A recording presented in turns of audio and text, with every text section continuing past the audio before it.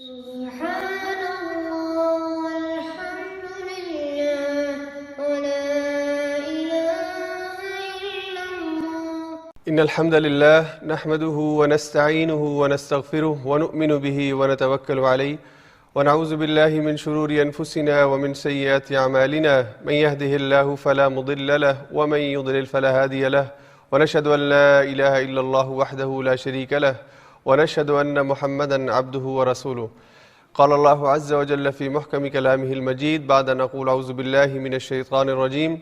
وَاعْلَمُوا أَنَّمَا غَنِمْتُم مِّن شَيْءٍ فَأَنَّ لِلَّهِ خُمُسَهُ وَلِلرَّسُولِ وَلِذِي الْقُرْبَى وَالْيَتَامَى وَالْمَسَاكِينِ وَابْنِ السَّبِيلِ صدق اللہ العظیم. اللہ رب العزت کا ہم شکر ادا کرتے ہیں کہ اس نے رمضان کے اس مبارک مہینے کے اندر، قرآن کے نزول کے اس مہینے کے اندر ہم سب کو قرآن کریم سے وابستہ رہنے اور قرآن کے مضامین سے تعارف حاصل کرنے کا موقع عطا فرمایا. نیکی کی ہر توفیق پر اللہ کا شکر ادا کرنا چاہیے. اور آج رمضان المبارک کا 10واں دن ہے اور انشاءاللہ 1/3 رمضان آج ہم مکمل کریں گے اللہ کی شکر اور اللہ کی حمد کے ساتھ.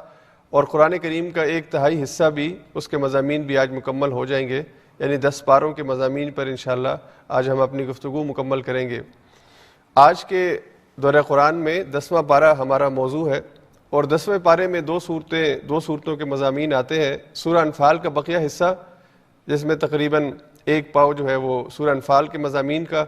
اور اگلے 3 پاؤ یہ سورہ توبہ کے مضامین ہیں 10ویں پارے میں جو بیان ہوں گے. تو سورہ انفال اور سورہ توبہ دونوں صورتیں جو ہیں یہ دراصل ایک ہی مضمون کا تسلسل ہے. جو مرکزی مضمون ان دونوں صورتوں کا ہے وہ جہاد کے آداب، جہاد کے احکام اور جہاد فی سبیل اللہ کے فضائل اللہ نے ان صورتوں میں بیان فرمائے ہیں. تو آج کا جو درس ہے اس کے جو اہم موضوعات ہیں اگر ہم ان کو ذرا اپنے سامنے رکھیں، اور اس میں بطور خاص جیسا کہ میں نے کہا کہ جہاد کے احکام مرکزی موضوع ہیں، تو اللہ تعالیٰ نے سورہ انفال کی ابتدا میں جو آیت ارشاد فرمائی اس میں اللہ تعالیٰ نے مال غنیمت کے حوالے سے ایک حکم بیان فرمایا کہ اللہ رب العزت یہ مال غنیمت، یہ جو بھی اموال غنیمت میں حاصل ہوتے ہیں ان کا مالک اللہ اور اس کا رسول ہے. فَلِلَّهِ وَلِلرَّسُولِ، تو یہ اللہ کے لیے اور اس کے رسول کے لیے ہے. اس سے دراصل مسلمانوں کو یہ بات سمجھانا مقصود تھی، اور مسلمانوں کی افکار کی اور ذہنوں کی جو تصحیح وہ مقصود تھی کہ جنگ کسی کو لوٹنے کے لیے نہیں کی جاتی، جنگ مال و اسباب اکٹھا کرنے کے لیے نہیں کی جاتی، جنگ امیر ہونے کے لیے، طاقتور ہونے کے لیے نہیں لڑی جاتی. اس لیے جنگ کے نتیجے میں جو اموال حاصل ہوں، بجائے کہ انسان کے اندر لالچ پیدا ہو اور انسان اس مال و دولت کے لیے اور اس دولت کے انبار کو اکٹھا کرنے کے لیے دنیا میں ملک فتح کرنا شروع کر دے، تو اللہ نے پہلی اصلاح فرمائی کہ اس بارے میں سوچنے کی ضرورت نہیں ہے کہ کہیں شیطان تمہیں وسوسوں میں ڈال کے تمہاری نیتوں کے اندر فطور پیدا کر لے. اس لیے مال غنیمت اللہ اور اس کے رسول کا ہے، یہ اللہ کا حق ہے، اس کے رسول کا حق ہے. اس کے بعد پھر 10ویں پارے کی جو پہلی آیت ہے اس میں اللہ تعالیٰ نے باقاعدہ اس کی تقسیم کے حصے جو ہیں وہ مقرر فرمائے، اور اللہ نے یہ آیت ارشاد فرمائی وَاعْلَمُوا أَنَّمَا غَنِمْتُم مِّن شَيْءٍ فَأَنَّ لِلَّهِ خُمُسَهُ وَلِلرَّسُولِ وَلِذِي الْقُرْبَى وَالْيَتَامَى وَالْمَسَاكِينِ وَابْنِ السَّبِيلِ إِن كُنتُمْ آمَنتُم بِاللَّهِ. تو اللہ نے اہل ایمان کو پھر مال غنیمت کا طریقہ کار، اس کی تقسیم کا طریقہ کار بتایا کہ جو اموال تمہیں غنیمت میں حاصل ہوتے ہیں، یہ اس کا جو خمس ہے، یعنی اس کا 5واں حصہ، خمس 5ویں حصے کو کہتے ہیں، یہ اللہ کے لیے اور اس کے رسول کے لیے ہے. وَلِذِي الْقُرْبَى وَالْيَتَامَى وَالْمَسَاكِينِ وَابْنِ السَّبِيلِ، اور پھر جو قریبی رشتہ دار ہیں، یتامہ ہے، مساکین ہے، مسافر ہیں، ان سب کو وہ 5واں حصہ تقسیم ہوگا، اور بقیہ 4 حصے یہ مجاہدین کے درمیان تقسیم کیے جائیں گے. جو بھی جہاد کے اندر شریک ہوگا تو بقیہ 4 حصے برابر ان کے درمیان تقسیم کی جائیں گے. اور اس کی ایک اور مزید تھوڑی سی وضاحت یہ کہ ان 4 حصوں میں سے 3 حصے ان میں تقسیم کیے جائیں کہ جو سوار تھے، سواری پر تھے، یعنی جنگ کے اندر باقاعدہ تیاری کے ساتھ اور سواری کے ساتھ شریک ہوئے، اور ایک حصہ پیدل چلنے والوں کا. ظاہری بات ہے کہ اگر اس میں فرق ہے تو اس وجہ سے کہ جنگ کی تیاری کے اندر اور جنگ کے اندر وسائل فراہم کرنے میں جس نے جتنے زیادہ رول پلے کیا ہے اس کو اتنا زیادہ ریوارڈ بھی واپس ملے. تو یہاں پہ اللہ تعالیٰ نے 5واں حصہ جو ہے وہ اللہ نے فرمایا کہ اللہ کے لیے، اس کے رسول کے لیے اور دیگر وہ حقدار جن کا یہاں پہ ذکر ہوا ان کے لیے ہوگا، اور 4 حصے مجاہدین میں تقسیم ہوں گے. یہاں پہ اللہ تعالیٰ نے اپنے حصے کا ذکر کیا اور اپنے رسول کے حصے کا ذکر کیا۔ اب اللہ کو تو مال کی ضرورت نہیں ہے، اللہ تو مال سے بے نیاز ہے، اور اللہ کو اس چیز کی حاجت نہیں ہے کہ انسان کوئی جنگ کرے اور پھر اس کا مال اللہ کی راہ میں پیش کرے۔ تو دراصل اللہ نے اس جنگ کے نتیجے میں جو مال حاصل ہوا اسے حلال قرار دینے کے لیے، اس لیے کہ اس سے پہلے جو مال غنیمت کا اصول تھا وہ یہ تھا کہ وہ ایک جگہ جمع کیا جاتا، آسمان سے ایک آگ آتی اور اسے جلا کے راکھ کر دیتی، یعنی وہ فاتح کے حق میں استعمال نہیں ہو سکتا تھا۔ تو اللہ نے اس مال غنیمت کو امت محمد صلی اللہ علیہ وسلم پر حلال کیا اور اس کے استعمال کی اجازت دی۔ تو حضور علیہ الصلوۃ والسلام کے امتیاز اور وصائف میں سے یہ بات ہے کہ آپ کی امت کے اوپر مال غنیمت کو حلال کیا گیا۔ دوسرا، اللہ تعالیٰ نے اس مال کے اندر اپنا حصہ مقرر کر کے یہ بات اور یہ ہدایت کی کہ یہ اللہ کی رضا کے لیے جنگ لڑی جانی چاہیے، اللہ کے کلمے کی سربلندی کے لیے جنگ لڑی جانی چاہیے۔ اس میں کوئی دنیاوی مفاد، اس میں کوئی اپنا رعب اور دبدبہ جمانا یا اپنے نام کی بڑائی کے لیے یہ مقصد جنگ کا نہیں ہونا چاہیے، بلکہ اللہ کی رضا وہ اصل مقصد ہونا چاہیے۔ اس لیے جب حصے اللہ نے مقرر کیے تو سب سے پہلے کہا کہ اللہ کا حصہ اور اس کے رسول کا حصہ 5واں حصہ ہے۔ دوسری بات اس کے اندر سمجھنے کی یہ ہے کہ اللہ کے رسول صلی اللہ علیہ وسلم اپنی اور اپنے گھر والوں کی ضرورت مال غنیمت کے 5ویں حصے سے پوری کرتے تھے، اور اس کے علاوہ جو دیگر صدقات ہیں یا دیگر ڈونیشنز ہیں وہ اللہ کے رسول صلی اللہ علیہ وسلم اپنے لیے، اپنی فیملی کے لیے قبول نہیں کرتے تھے۔ اس لیے جو آل بیت ہے، اہل بیت ہے، آل رسول ہے، حضور علیہ الصلوۃ والسلام کی فیملی ہے، یعنی جن میں خود حضور علیہ الصلوۃ والسلام کی آل، حضرت فاطمہ اور ان کی اولاد، حضرت علی کی اولاد، حضرت عباس کی اولاد، حضرت جعفر کی اولاد، یہ جتنے آل عباس آتے ہیں یہ سارے جو ہیں یہ ان کو زکوٰۃ کی رقم یا صدقات کی رقم جو ہے وہ نہیں دی جا سکتی۔ خود حضور علیہ الصلوۃ والسلام کا فرمان ہے کہ میرے آل کے اوپر جو ہے وہ زکوٰۃ کی رقم اور صدقات کی رقم جو ہے وہ خرچ نہیں کی جاتی، اور یہ دراصل پہلے اسلامی حکومت کے اندر بیت المال کی ذمہ داری تھی کہ وہ ان کی ضروریات کو پورا کرے۔ اور اب یہ جب ہمارے ہاں یہ بیت المال کا نظام نہیں ہے تو اب علماء کے درمیان یہ بات ڈیبیٹیبل ہے اور اس کے اوپر دونوں رائے موجود ہیں کہ اگر کسی اور انسان کے پاس کوئی رقم نہ ہو، صرف اور صرف اس کے پاس صدقات کی رقم ہو، تو اس رقم سے وہ کسی ایسے آل رسول میں سے جس کی ضرورت ہے اس کی ضرورت کو پورا کر سکتا ہے۔ وگرنہ اچھی بات یہ ہے اور بہتر بات یہ ہے کہ آج بھی امت کے افراد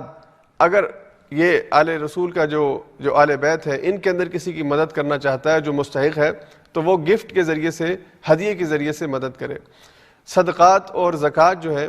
یہ باقی امت کے افراد کے لیے، غریب افراد کے لیے ہیں، اور ایک تخصص جو حضور علیہ الصلوۃ والسلام نے اپنی اور اپنی آل کے حوالے سے فرمایا تو ان کے لیے یہ زکوٰۃ کی رقم نہیں ہے۔ تو یہاں پہ اللہ تعالیٰ نے یہ ہدایت ارشاد فرمائی کہ یہ اللہ اور اس کے رسول کا 5واں حصہ ہے۔ اس کے اندر ایک اور سبق جو سمجھنے کا ہے کہ پہلے جو جنگیں لڑی جاتی تھیں اور آج بھی بہت سی جنگوں کے اندر جو کمانڈر ان چیف ہوتا ہے، جو سپہ سالار ہوتا ہے، جو لیڈر ہوتا ہے، مال کا اکثر حصہ یا فتح کے بعد جو فتوحات کے نتائج اور ثمرات ہیں اس کا زیادہ حصہ لیڈر کو ملتا ہے۔ تو یہاں پہ اللہ تعالیٰ نے حضور علیہ الصلوۃ والسلام جس وقت لیڈر بھی تھے، نبی بھی تھے، کمانڈر ان چیف بھی تھے، ان کے حوالے سے کہا کہ ان کا حصہ 5واں ہے، یعنی ایک 5واں حصہ اور باقی 4 حصے مجاہدین کے ہیں۔ تو اللہ تعالیٰ نے یہ پیغام دیا کہ اللہ کا نبی دنیا کے اندر اپنی امپائر کو بڑا کرنے کے لیے، اپنے ایسٹس کو بڑھانے کے لیے یا امیر ہونے کے لیے نہیں بھیجا جاتا، بلکہ وہ اللہ کے کلمے کو دنیا میں نافذ کرنے کے لیے بھیجا جاتا ہے۔ اور حضور علیہ الصلوۃ والسلام نے اپنی زندگی کے اندر بھی، اپنی احادیث کے اندر بھی یہ بات واضح طور پر ارشاد فرمائی کہ حضور علیہ الصلوۃ والسلام خاندانی بادشاہت قائم کرنے کے لیے دنیا میں نہیں آئے کہ حضور آئے اور ان کے بعد ان کی آل جو ہے ان کو یہ بادشاہت حصے کے اندر یا ان کے نصیب کے اندر لکھ دی گئی ہے، بلکہ حضور علیہ الصلوۃ والسلام نے خود اپنے جانشین کے حوالے سے بھی واضح طور پر صحابہ کے سامنے کسی کا نام متعین نہیں فرمایا۔ جب حضور دنیا سے چلے گئے تو حضرت ابوبکر صدیق، حضرت عمر فاروق، حضرت عثمان غنی، حضرت علی کے حوالے سے مختلف آراء موجود تھیں، تو صحابہ کا جس کے اوپر اجماع ہوا اور اتفاق ہوا تو باہمی اتفاق کے ذریعے حضرت ابوبکر کو خلیفہ نامزد کیا گیا۔ تو اللہ کا نبی دنیا کے اندر اللہ کے مشن کو، اللہ کی طرف سے بھیجی گئی دعوت کو انسانوں تک منتقل کرنے کے لیے اور انسانوں تک پہنچانے کے لیے آتا ہے۔ وہ اپنی ذاتی جاگیر بنانے کے لیے، اپنے خاندان کی کوئی بادشاہت قائم کرنے کے لیے دنیا میں نہیں آتا، وہ اللہ کے پیغام کو دنیا میں پہنچانے کے لیے آتا ہے، اور اس کے بعد پھر امت کے ذمے یہ کام کر کے دنیا سے چلا جاتا ہے کہ وہ اس پیغام کو آگے دوسرے انسانوں تک منتقل کرے۔ تو اب یہ امت کی ذمہ داری ہے کہ وہ اس مشن کو جو حضور علیہ الصلوۃ والسلام لے کر آئے آگے رہتی دنیا تک اس پیغام کو پہنچائے۔ اس کے بعد آگے اگلی آیات میں اس پہلے رکوع کے اختتام پہ اللہ تعالیٰ نے اہل ایمان کو کامیابی کی 6 شرائط اور بہت ہی اہم شرائط ان کا ذکر فرمایا کہ کامیابی کے لیے کون سی شرائط جو ہیں وہ اہم ہے۔ اگر تم دنیا کے اندر فتح اور کامیابی حاصل کرنا چاہتے ہو تو کون سی ایسی چیزیں ہیں کہ جن کا تمہیں لحاظ رکھنا ہے، اور ان میں اللہ تعالیٰ نے 6 اہم چیزوں کا ذکر فرمایا کہ ان 6 چیزوں کا لحاظ رکھا جائے، ان 6 چیزوں کا اہتمام کیا جائے تو فتح و نصرت، اللہ کی طرف سے کامیابی وہ مسلمانوں کا مقدر ٹھہرتی ہے۔ اب جیسا کہ یہ سورت جنگ بدر کے مضامین کے اوپر مشتمل ہے، اسلام اور باطل کا پہلا معرکہ ہے جو بدر کے میدان کے اندر ظہور پذیر ہوا، تو اس جنگ کے بعد اللہ تعالیٰ نے آگے آنے والی جنگوں سے پہلے مسلمانوں کو ایک ہدایت نامہ دیا ہے اور ان سے کہا ہے کہ یہ پہلی جنگ کوئی آخری جنگ نہیں ہے، اس کے بعد بھی کفار تم پہ حملہ کریں گے اور تمہیں ختم کرنے کی کوشش کریں گے، تو تمہیں اگر دنیا کے اندر بھی فتح حاصل کرنی ہے تو پھر اس کا ایک 6 نکاتی ایجنڈا ہے جس کے اوپر تمہیں عمل کرنا ہوگا۔ اس میں سب سے پہلی چیز جو اللہ تعالیٰ نے ارشاد فرمائی کہ یا ایھا الذین آمنوا اذا لقیتم فئۃ، جب تمہارا کسی گروہ سے مقابلہ ہو جائے، کسی دشمن سے مقابلہ ہو جائے تو پھر فثبتوا، تمہیں ثابت قدم رہنا ہے۔ ثابت قدمی یہ پہلا اور اہم کام ہے جو دشمن کے مقابلے میں کرنا ہے، یعنی اس کے سامنے ڈٹ جانا ہے، اس کے سامنے استقامت کے ساتھ اس کا مقابلہ کرنا ہے۔ اگر دشمن مقابلے پر آ جائے اور تم باوجود اس کے کہ تعداد میں تھوڑے ہو تو تم یہ کہو کہ ہم مقابلہ نہیں کر سکتے، یا حضرت موسیٰ کی قوم کی طرح وقت کے نبی سے یہ کہہ دو یا اپنے کمانڈر سے کہہ دو کہ یہ تو اتنی بڑی فوج آ گئی ہے، یہ تو خودکشی کے مترادف ہے، ہم تو مار دیے جائیں گے، تو بجائے جہاد کے ذریعے مقابلہ کر کے فتح حاصل کرنے کے اگر تم غلامی کا طوق پہننے کے لیے اپنے آپ کو تیار کر لو تو پھر تو فتح تمہارا مقدر نہیں بن سکتی۔ تو دنیا میں بھی اگر فتح حاصل کرنی ہے تو دشمن کے مقابلے کے وقت پھر ثابت قدمی اختیار کرنی ہے۔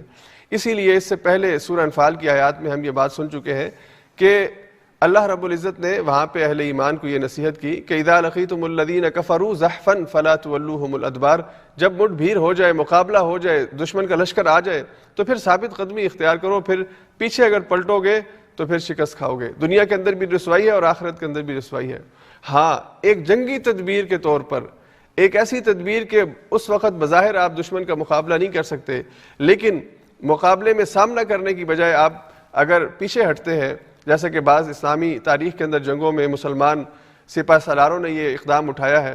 تو یہ جنگی تدبیر کے آئندہ پھر اصل تیاری کے ساتھ اور اہم موقع کے اوپر دشمن کو شکست دی جائے، اگر اس تدبیر کی وجہ سے تم پیچھے ہٹتے ہو تو اس کی اجازت ہے، لیکن شکست قبول کر لینا اور اپنے دشمن کے سامنے ہتھیار ڈال دینا یہ رویہ اللہ کو قبول نہیں ہے۔ اللہ نے فرمایا فثبتوا، ثابت قدمی اختیار کرو۔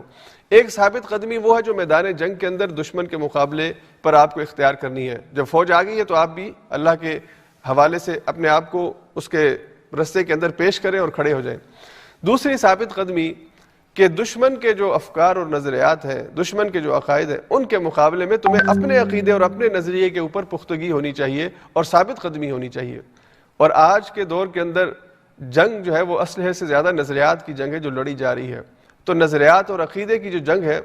ان کے اندر تم نے ثابت قدم رہنا ہے۔ جو ایمان اور ایمان بالغیب اور ایمان بالرسالہ اور ایمان بالآخرہ، یہ بنیادی چیزیں اللہ نے تمہیں اور اللہ کے رسول صلی اللہ علیہ وسلم نے تمہیں دی ہیں، ان کو تھامے رکھنا ہے۔ پھر اس کے اندر شکوک اور شبہات نہیں پیدا ہونے چاہیے۔ یعنی میدان جنگ کے اندر اگر جا کر شہادت کا جام نوش کرنا ہے اور اس کے بدلے دین یہ سکھاتا ہے کہ تمہیں جنت میں ہمیشہ کی زندگی ملتی ہے، تو اس عقیدے کو قائم رکھنا ہے۔ یہاں پہ شکوک و شبہات نہ پیدا ہونے پائے کہ میں میدان جنگ میں جاؤں گا تو میں تو شہید کر دیا گیا تو میرے بچوں کا کیا بنے گا، اور پتہ نہیں آگے میری مغفرت ہوتی ہے یا نہیں ہوتی ہے۔ یہ وسوسے جو شیطان کی طرف سے آتے ہیں۔ اور اسی طرح اس کے مقابلے میں جو دیگر نظریات ہیں، جو زندگی کے بعد جو اگلی زندگی ہے اس کا انکار کرنے والے عقائد ہیں، یا اس دنیا کی زندگی کو ہی سب کچھ سمجھنے والے ہیں، یا خدا کا انکار کرنے والے نظریات ہیں، الحاد کے نظریات ہیں، ان سب کے مقابلے میں تم نے ڈٹ جانا ہے۔ جنگ اگر اسلحے کی ہو تب بھی تم نے ڈٹ کے مقابلہ کرنا ہے، اور جنگ اگر نظریات اور عقائد اور تھیولوجیز کی ہو، آئیڈیالوجیز کی ہو، اس وقت بھی تم نے مقابلہ کرنا ہے۔ ہر میدان کے اندر تمہیں ثابت قدم رہنا ہے۔ اور پھر اللہ نے دوسری تاکید یہ فرمائی وَاذْكُرُوا اللَّهَ كَثِيرًا، اللہ کا کثرت سے ذکر کرو۔ میدان جنگ کے اندر فتح کے لیے اور استقامت کے لیے اللہ کا ذکر کثرت سے کرو۔ ایک اللہ کے ذکر کی صورت یہ کہ انسان زبان سے اللہ کا ذکر کرے، اپنی زبان کو اللہ کے ذکر سے تر رکھے، ہر وقت اللہ کی یاد میں یہ زبان کلمات ادا کرتی رہے۔ اور اس میں بہت سے کلمات ہیں جو ذکر کے لیے کہے جا سکتے ہیں، سبحان اللہ و بحمدہ، سبحان اللہ العظیم، 2 کلمے کہ جو بہت ہی بھاری ہوں گے عرش والے دن، قیامت والے دن۔ عرش کے یعنی ان کا جو وزن ہے یہ بہت زیادہ ہوگا، اور اللہ کو یہ کلمات بہت محبوب ہیں۔ کلمتان ثقیلتان فی المیزان حبیبتان الی الرحمن، اور خفیفتان علی اللسان، زبان پہ ادا کرنے میں ہلکے ہیں لیکن اللہ کے ہاں ان کا بہت مقام ہے، اور قیامت والے دن ان کا بہت وزن ہوگا۔ اسی طرح سے دیگر بہت سے کلمات کے جو اللہ کی یاد انسان کو دلاتے ہیں، اللہ کے ذکر میں انسان کو رکھتے ہیں، ان کا اہتمام کیا جائے۔ میدان جنگ کے اندر بھی بجائے واویلا کرنے کے، بجائے شور شرابہ کرنے کے، اور بجائے کہ انسان مایوسی کی بات کرے، اس وقت جتنے بھی مشکل حالات ہوں اللہ کے ذکر سے اپنے زبان کو تر رکھو۔ اور دوسرا اس کا مفہوم کہ دل اور فکر کے اندر بھی اللہ کی یاد ہو، یہ دل اور یہ دماغ یہ بھی اللہ کی یاد کے اندر مصروف رہے۔ ذکر کے مختلف طریقے ہیں، اس میں دل و دماغ کے اندر اللہ کی یاد کو تازہ رکھنا، اس کے مختلف طریقے اللہ نے خود قرآن میں بیان فرمائے ہیں۔ جب اللہ فرماتے ہیں کہ ان فی خلق السماوات والارض واختلاف اللیل والنہار لآیات لأولی الالباب، اس زمین اور آسمان کی تخلیق میں اور جو نظام اللہ نے اس کائنات کو چلانے کے لیے بنایا ہے، اس نظام میں بہت سی نشانیاں ہیں ان لوگوں کے لیے جو غور و فکر کرتے ہیں، الذین یتفکرون، جو غور و فکر کرتے ہیں۔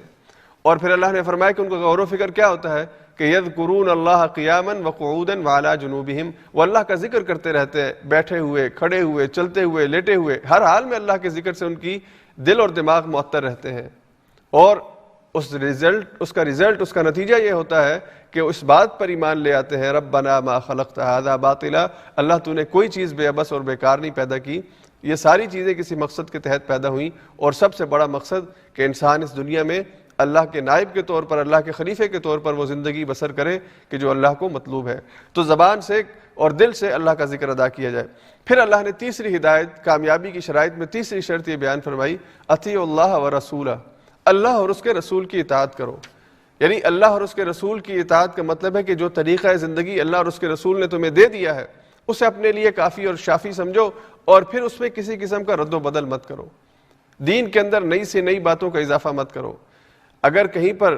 کوئی نیا قدم اٹھانے کی ضرورت ہے، شریعت کی طرف سے رہنمائی موجود ہے، وہ قدم اٹھایا جا سکتا ہے،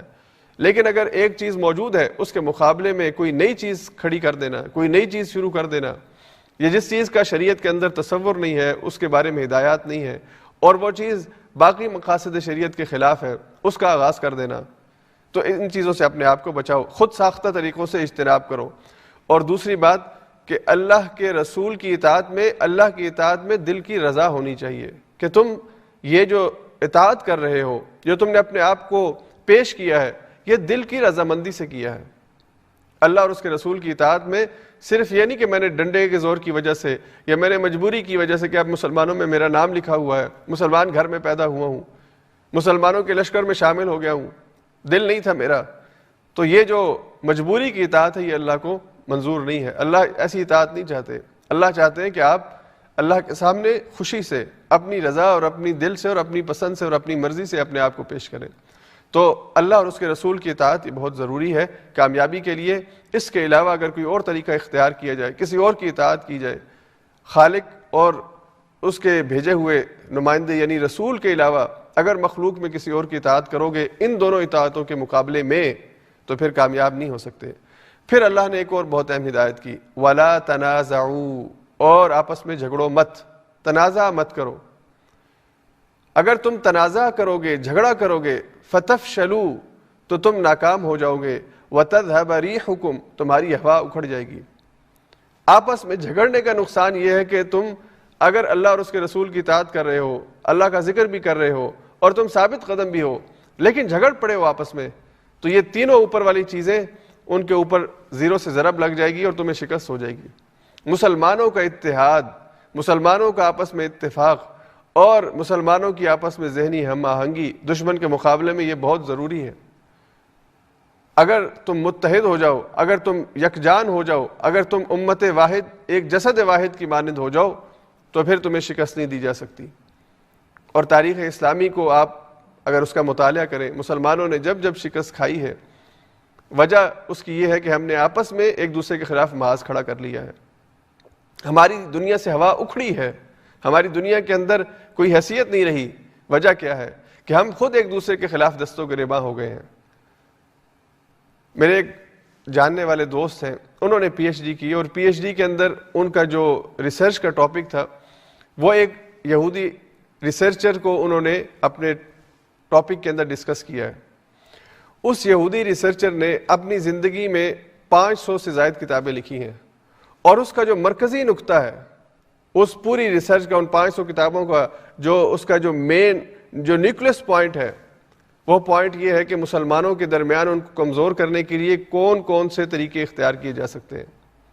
مسلمانوں کو آپس میں لڑانے کے لیے، مسلمانوں کو آپس میں اختلافات میں الجھانے کے لیے کون کون سے طریقے اور رستے ہیں کہ جہاں سے ان کو ہم آپس میں ایک دوسرے کے خلاف صف آرا کر سکتے ہیں۔ پی ایچ ڈیز ہوتی ہیں ان کے اوپر، اور پھر باقاعدہ اسی ریسرچ کی بنیاد کے اوپر ہمارے درمیان یہ فتنے اٹھتے ہیں، جس کے نتیجے میں ہم مختلف گروہوں میں تقسیم ہو جاتے ہیں۔ اور خود حضور علیہ الصلوۃ والسلام کی زندگی کے بعد مسلمان جب دنیا کے اندر مسلمانوں کا اقتدار پھیلنا شروع ہوا، حضرت عمر فاروق کے دور میں، حضرت عثمان غنی کے دور میں، مسلمان مملکت بہت کم عرصے میں، یعنی 20 سے 22 سال کے عرصے میں جزیرۃ العرب سے نکل کر افریقہ اور ادھر سے ایشیا، یہ سارے جتنے علاقے ہیں یہ اس کے اندر آنا شروع ہو گئے۔ تو مخالفین اسلام اور دشمنان اسلام پریشان ہوئے کہ یہ تو پوری دنیا کے اوپر اسلام کا جھنڈا لہرایا جا رہا ہے، ہمارا کیا بنے گا؟ تو بڑی غور و فکر کے بعد جو رستہ نکالا گیا کہ ان کو آپس میں لڑا دو۔ شیعان جو ہے اور سنی جو ہے، یعنی شیعہ اور سنی، یہ پہلا مسلمانوں کا بڑا اختلاف ہے کہ مسلمان جو بحاظوں پر گئے ہوئے تھے مختلف دنیا کے ملکوں کے اندر، باقی اسلام کے مخالفوں سے صف آرا تھے، وہ واپس آپس میں ایک دوسرے کے سامنے صف آرا ہو گئے۔ جنگ جمل اور جنگ صفین ہوئی، جس میں بہت زیادہ بڑی تعداد کے اندر مسلمان شہید ہوئے، دونوں طرف سے شہید ہوئے، ادھر بھی مسلمان ادھر بھی مسلمان، آپس میں ایک دوسرے کے خلاف صف آرا ہوئے۔ اور وہ جو شیعہ سنی کا بیج پڑا، آج تک وہ اپنے اثرات چھوڑ رہا ہے۔ آج بھی شام کی جو جنگ ہے، اس کے اندر سب سے بڑا فیکٹر شیعہ سنی فیکٹر ہے۔ یمن کی جنگ کے اندر شیعہ سنی فیکٹر ہے، عراق اور کویت کی جنگ کے اندر شیعہ اور سنی فیکٹر ہے۔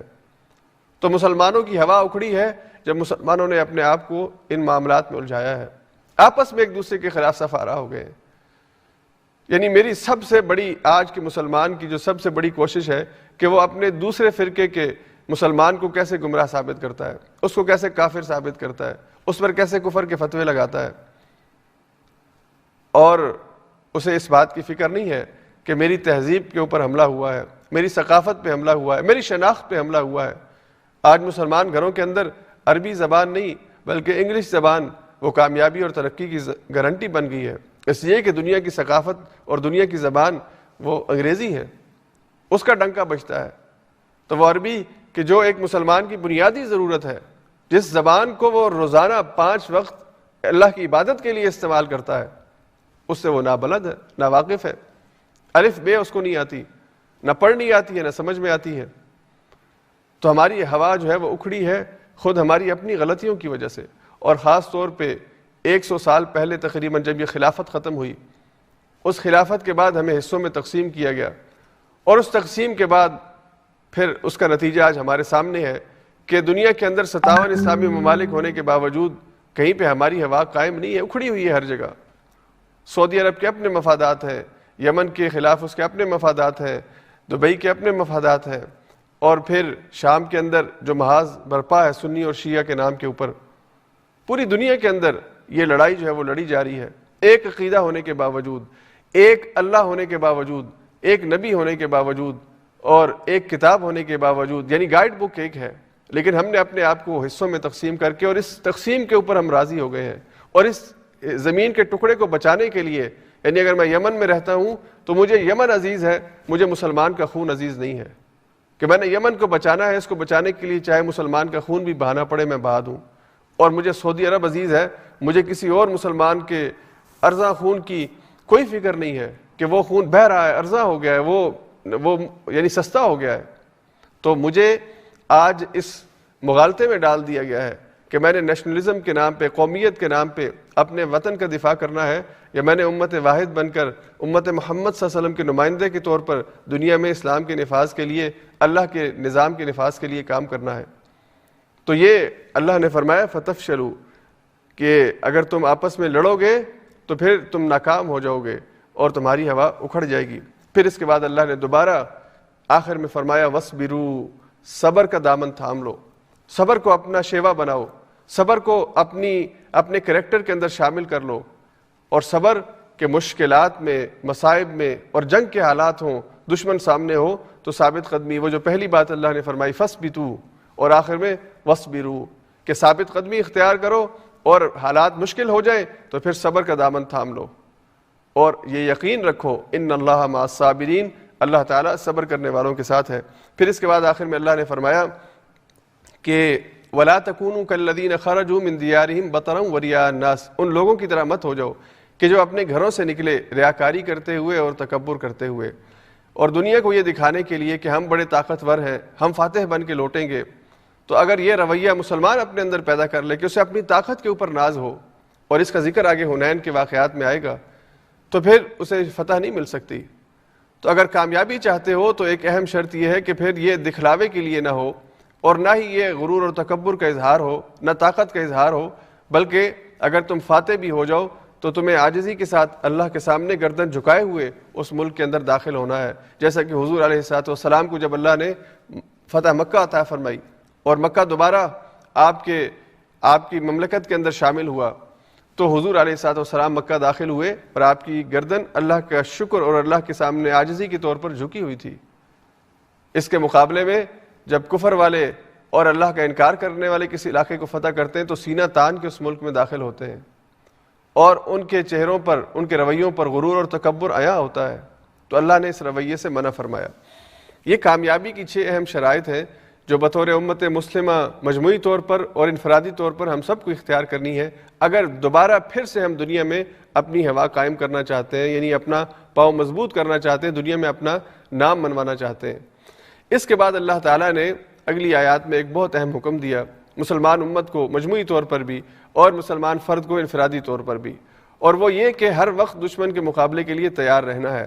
بعض اوقات ہم یہ سوچتے ہیں کہ ہمارا مقابلہ جو ہے وہ تب ہوتا ہے جب کوئی جنگ کی کیفیت ہو، گولیاں چل رہی ہوں اور دشمن جو ہے وہ ملک پہ حملہ آور ہو جائے، تب یہ جنگ کی کیفیت ہے تو مقابلہ کرنا ہے۔ تو اللہ نے اس آیت کے اندر ارشاد فرمایا وَأَعِدُّوا لَهُم مَّا اسْتَطَعْتُم مِّن قُوَّةٍ، اور تیاری رکھو جس قدر ہو سکے قوت اکٹھی کرنے کے لیے، یعنی قوت اکٹھی کرنے کے ذریعے سے تیاری رکھو، وَمِن رِّبَاطِ الْخَيْلِ، اور گھوڑوں کو، باندھے ہوئے گھوڑوں کو تیار رکھو، یعنی گھوڑوں کی تیاری جو ہے یہ آلات جنگ جو ہے یہ مراد ہے، اور اس وقت سب سے بہترین جنگ کا آلہ وہ ایک صحت مند اور ایک مضبوط گھوڑا ہوتا تھا، جس کے پاس جتنا مضبوط، تیز رفتار اور اچھی نسل کا گھوڑا ہے اتنا زیادہ اس کی فتح کے امکانات ہیں۔ جس طرح آج کے دور کے اندر آپ اس سے مراد جتنا بھی جنگی ساز و سامان ہے، چاہے وہ جنگی آبدوزیں ہیں، چاہے وہ ٹینکس ہیں، یا چاہے وہ راکٹس ہیں، یہ ساری چیزیں رباط الخیل کے اندر آتی ہیں۔ جو بھی آلات جنگ ہیں وہ سب اپنے تیار رکھو، اور اللہ نے یہاں پہ لفظ استعمال فرمایا قوہ، اور یہ نکرہ ہے، یعنی عربی کے اندر نکرہ اور معرفہ جو ہے کہ جو چیز عام ہو اس کے لیے نکرے کا صیغہ استعمال ہوتا ہے، اور اللہ نے یہاں پہ القوہ نہیں کہا کہ کوئی خاص قسم کی قوت ہو، بلکہ اللہ نے یہاں پہ اس کو نکرہ استعمال فرمایا کہ ہر قسم کی قوت ہو۔ یہ قوت، یہ طاقت، یہ آلات جنگ جتنے ہیں اور جنگی فنون جتنے ہیں یہ اس کے لیے بھی استعمال ہوتا ہے۔ اسی طرح سے علمی میدان کے اندر جو علمی ترقی ہے اور علمی جو دریافتیں ہیں، علم کے میدان کے اندر بھی جو قوت اور طاقت ہے وہ بھی اپنے پاس رکھو۔ اسی طرح سے اگر عقائد اور نظریات کی بات کی جائے تو اگر دنیا میں آج کوئی نظریہ قوت کا ذریعہ بن سکتا ہے اور دنیا والوں نے اختیار کیا ہے تو تمہیں اپنے نظریے کے اوپر بھی کام کرنا ہے۔ یعنی آج دنیا کے اندر اگر الحاد پھیل رہا ہے، الحاد کا نظریہ پھیل رہا ہے اور مسلمان نوجوان الحاد کا شکار ہو رہے ہیں، اللہ کے انکار کی طرف جا رہے ہیں، تو اگر تم افراد اپنے ضائع کر دو گے تو جتنی بھی قوت ہوگی، جتنے بھی آلات ہوں گے تمہارے کام نہیں آئیں گے۔ تو اپنے افراد کو ثابت قدم رکھنے کے لیے، ان کو نظریاتی طور پر غذا فراہم کرنے کے لیے، جو بھی صورت ہو سکتی ہے وہ بھی اختیار کرو۔ اور آج کے دور کے اندر ہمیں نظریات اور عقائد کے اندر بہت زیادہ کام کرنے کی ضرورت ہے کہ ہم اپنے نظریات اور عقائد ان کے اوپر خود بھی یکسو ہوں اور اپنی نسل کو بھی اس حوالے سے یکسوئی دے سکیں۔ اللہ کے اوپر جو ایمان ہے، ایمان بالغیب، یہ ایک بہت بنیادی چیز ہے۔ اس نقطے کو، اس کے اوپر خود بھی ایمان رکھنا اور مضبوط ایمان رکھنا اور اپنی نسلوں تک اس ایمان کو منتقل رکھنا یہ بہت ضروری ہے۔ وگرنہ بظاہر مسلمانوں کے نام ہونے کے باوجود اگر عقیدے کے میدان کے اندر یہ طاقت اور مضبوطی نہیں ہے تو پھر انسان جو ہے وہ اللہ کے رستے کے اندر کھڑا نہیں ہو سکتا، ثابت قدم نہیں رہ سکتا، پھر دشمن بڑی آسانی سے اسے شکست دے سکتا ہے۔ آج تعلیم کے ذریعے سے اور آج ثقافت اور تہذیب کے ذریعے سے اور آج ٹیکنالوجی کے ذریعے سے ساری دنیا یہ علم انسان کو دے رہی ہے کہ بس یہ ٹیکنالوجی اور یہ سائنس ہی سب کچھ ہے، یہ غیب، خدا اور آخرت یہ اساطیر الاولین ہے، پہلے لوگوں کی باتیں، پہلے ایسے ہوتا تھا، پہلے لوگوں کے پاس نالج نہیں تھا، اب تو ترقی ہو گئی ہے، اب تو ٹیکنالوجی آ گئی، اب تو علم آ گیا ہے، تو اب یہ پرانی باتیں نہیں، ان کے اوپر کان دھرنے کی ضرورت نہیں ہے، یہ فضول قسم کی باتیں ہیں۔ ہمارا تعلیم یافتہ نوجوان طبقہ، اور یہ میں یورپ کی بات نہیں کر رہا، مسلمان ملکوں میں اور مسلمان ملکوں کے اندر بھی مکہ کی جو نوجوان ہے، مکہ کے نوجوانوں کی بھی صورتحال کوئی اس سے مختلف نہیں ہے، جو انگریزی اسکولوں کے اندر پڑھتے ہیں، جن کو تھیوریز آئیڈیالوجیز وہ پڑھائی جاتی ہیں جو مسلمان دشمنوں نے تیار کی ہیں، غیر مسلموں نے تیار کی ہیں، تو پھر اللہ کے بارے میں ان کی بھی شکوک و شبہات وہی ہوتے ہیں جو ناروے میں پیدا ہونے والے بچے کے ہیں۔ اس لیے میدان جنگ کے اندر جو تیاری ہے اور دشمن کے مقابلے میں جو قوت کو اکٹھا کرنا ہے، یہ قوت نظریات اور عقائد کے میدان کے اندر بھی ہمیں اکٹھی کرنی ہے۔ اسی طور پر جسمانی قوت، کہ ہمیں ایک کسی بھی مسلمان کو جسمانی طور پر ایک مضبوط اور ایک طاقتور مسلمان ہونا چاہیے، اسے اپنی فزیکل ہیلتھ کے اوپر توجہ دینی چاہیے، اسے اپنے آپ کو فٹ رکھنا چاہیے۔ اور حضور علیہ الصلوۃ والسلام نے فرمایا تھا کہ جو طاقتور مومن ہوتا ہے یہ کمزور مومن سے زیادہ اللہ کو پسند ہے۔ اب کمزور مومن جو ہے بظاہر تو وہ شاید آپ کو طاقتور نظر آتا ہو، لیکن میدان جنگ کے اندر جب اگر بھاگنے کا مقابلہ ہو، دشمن کو پکڑنے کے لیے بھاگنے کی ضرورت آئے اور وہ بیچارہ بھاگ نہ سکے، جب اس کو فزیکل فٹنس کی ضرورت ہو اور وہ بیچارہ ثابت قدم نہ رہ سکے، گرمی برداشت نہ کر سکے، سردی برداشت نہ کر سکے، تو فزیکل جو فٹنس ہے یہ بہت ضروری ہے۔ اور صحابہ کرام رضی اللہ تعالیٰ عنہ اجمعین اور ہمارے اسلاف اس حوالے سے اہتمام کرتے تھے۔ اس کے اندر بھی دو چیزیں ہیں، ایک یہ کہ آپ کی غذا وہ ایسی ہو کہ جو آپ کی صحت کو برقرار رکھتی ہو۔ اگر آپ غذا ایسی استعمال کریں گے کہ جو آپ کی صحت کے لیے نقصان دہ ہے، تو پھر آپ ٹریننگ جتنی بھی کر لیں، وہ جو آپ غذا لے رہے ہیں وہ آپ کو نقصان پہنچا رہی ہے۔ تو حضور علیہ الصلوۃ والسلام کا یہ جو کھانے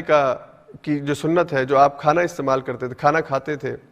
اس میں جسمانی طاقت کے لیے یعنی آپ کو زیادہ کھانے کی ضرورت نہیں ہے، چند کھجوریں کھا لیں، دودھ کا استعمال حضور فرماتے تھے، اور اسی طرح سے دیگر چیزیں ہیں۔ یعنی ان میدان کے اندر بھی، اس میدان کے اندر بھی جسمانی صحت بھی قوت کے اندر شامل ہے اور قوت کا ایک اہم عنصر ہے، اس کا اہتمام کرنا ہے۔ اس کے بعد پھر اللہ نے فرمایا کہ اگر تم یہ اپنی تیاری رکھو گے، اگر تم اتفاق اور اتحاد کے ذریعے آپس میں جڑے ہوئے ہو اور تم نے آلات جنگ بھی اکٹھے کر رکھے ہیں، تو پھر ترہبون بہ عدو اللہ وعدوکم، تم اس کے ذریعے سے اپنے دشمنوں کو اور اللہ کے دشمنوں کو ان کے اوپر رعب طاری کر دو گے، انہیں خوف زدہ کر دو گے۔ وآخرین من دونہم، اور کچھ دشمن ایسے بھی ہیں کہ جن کو تم نہیں جانتے، لا تعلمونہم، تم انہیں نہیں جانتے، اللہ یعلمہم، اللہ ان کو جانتا ہے۔ اس لیے کہ جنگ کا اعلان ہو اس کے بعد آپ تیاری شروع کریں، وہ تیاری فائدہ نہیں دیتی۔ اور فارسی کا ایک مقولہ مشہور ہے کہ جو مکہ جنگ کے بعد انسان کو یاد آئے، وہ مکہ انسان کو اپنے منہ پہ مارنا چاہیے۔ اس وقت اس مکے کو یاد کرنے کا کیا فائدہ؟ اور اگر کوئی آپ راکٹ جنگ کے وقت بنانے کی کوشش کریں تو وہ راکٹ آپ کو فتح نہیں دے سکے گا۔ ہاں، جنگ سے پہلے اگر آپ نے تیاری کی ہے اور دنیاوی اور سائنسی ترقی کا جو بھی اعلیٰ معیار ہے اس تک آپ پہنچیں اور آپ کے پاس وہ آلات جنگ ہیں جو دشمن کے پاس ہیں، بلکہ اس سے زیادہ اچھے ہیں، تو پھر آپ کو فتح نصیب ہوگی۔ تو اسباب کی دنیا میں ایک اور چیز یہاں پہ سمجھنے کی ہے اس آیت کے اندر کہ اللہ نے اس آیت میں ممکنہ اسباب جتنے ہیں اور جتنے اعلیٰ کوالٹی میں ہو سکتے ہیں وہ سارے اختیار کرنے کا حکم دیا ہے۔ حضور علیہ الصلوۃ والسلام نے اپنے صحابہ کو بھیجا، فلاں جگہ پہ جاؤ وہ زبان سیکھ کر آؤ، فلاں جگہ پہ جاؤ وہ فن سیکھ کر آؤ، اس لیے کہ زبان کی بنیاد کے اوپر بھی اور کسی ہنر کی بنیاد کے اوپر بھی دوسرے جو ہے وہ آپ کو شکست دے سکتے ہیں۔ تو دنیا کے اندر جو زبانیں آج دنیا جن کے ذریعے علم حاصل کرتی ہے، ان زبانوں کا حصول، ان کا علم حاصل کرنا، یہ بھی ہر مومن کی ذمہ داری ہے۔ ایک جنگی تدبیر ہے، یہ قوت کے اکٹھا کرنے کا ایک طریقہ ہے۔ ہمارے ہاں بڑا غلط تصور ہے، اور آج تک بعض لوگوں کے یہاں یہ تصور ہے کہ جی انگلش نہیں بولنی چاہیے، انگلش نہیں سیکھنی چاہیے، یہ کافروں کی زبان ہے۔ اور ہمارے ہاں خاص طور پہ مذہبی طبقے کے اندر اس حوالے سے تو حضور علیہ الصلوۃ والسلام نے تو اپنے صحابہ کو دشمنوں کی زبان سیکھنے کا حکم دیا ہے، روانہ کیا ہے کہ زبانیں سیکھو۔ اس لیے زبان کوئی بھی کافر نہیں ہوتی، زبان دوسرے سے کمیونیکیٹ کرنے کا ایک ذریعہ ہوتی ہے۔ کمپیوٹر کے حوالے سے یہ معاملہ ہے، ہمارا دینی طبقہ خاص طور پہ اس کو کمپیوٹر کا استعمال نہیں آتا۔ ہمارے کتنے ہی ماشاءاللہ علماء، فضلاء، اسکالرز ہیں، ان کو یہ نہیں پتا کہ میں نے اپنا ای میل کیسے کھولنا ہے۔ اور آج کی دنیا میں سب سے زیادہ مؤثر، سب سے زیادہ تیز رفتار طریقہ گفتگو کا یا خط و کتابت کا وہ ای میل ہے۔ ہم کہتے ہیں کہ جی کمپیوٹر کو ہاتھ لگائے تو شیطان ہم پہ حملہ آور ہو جائے گا۔ یہی تو جہاد ہے کہ اگر کمپیوٹر میں شیطان ہے، اس شیطان سے بھی اپنے آپ کو بچانا ہے۔ آپ نے اگر کمپیوٹر کھولتے ہیں اور اسکرین پہ کوئی غلط تصویر آتی ہے، اس کو نیچے کر دیں، یہی جہاد ہے۔ اسی کا اللہ نے حکم دیا ہے۔ جس طرح باہر کسی ننگی عورت کو آپ نہیں دیکھ سکتے، ویسے ہی تنہائی میں اگر آپ کے سامنے کوئی ایسی تصویر آ جائے تو اس کو نیچے کر دیں۔ اللہ کے رسول نے فرمایا کہ انسان کی پہلی نظر اگر کسی ایسے منظر پہ پڑے، اللہ اس کو معاف کر دیتے ہیں، تو وہ معاف ہو جائے گی۔ تو اللہ نے فرمایا کہ بہت سے دشمن ایسے ہیں جنہیں تم نہیں جانتے۔ اور پھر اللہ نے جنگ کی تیاری کے لیے میدان جنگ کے اندر پہنچنے سے پہلے جو کام کرنا ہے، اللہ نے فرمایا وَمَا تُنْفِقُوا مِنْ شَيْءٍ فِي سَبِيلِ اللَّهِ، اللہ کے راستے کے اندر جو تم انفاق کرو گے۔ اور ظاہری بات ہے کہ تیاری کے لیے، آلات جنگ کے لیے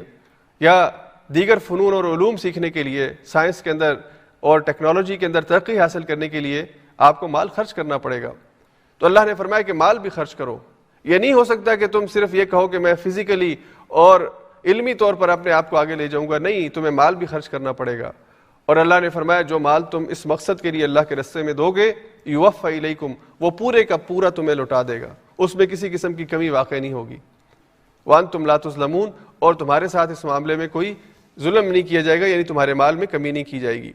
اس کے بعد اللہ تعالیٰ نے ایک اہم ہدایت کی طرف اہل ایمان کی توجہ کروائی اور پوری دنیا کو یہ حقیقت بیان فرمائی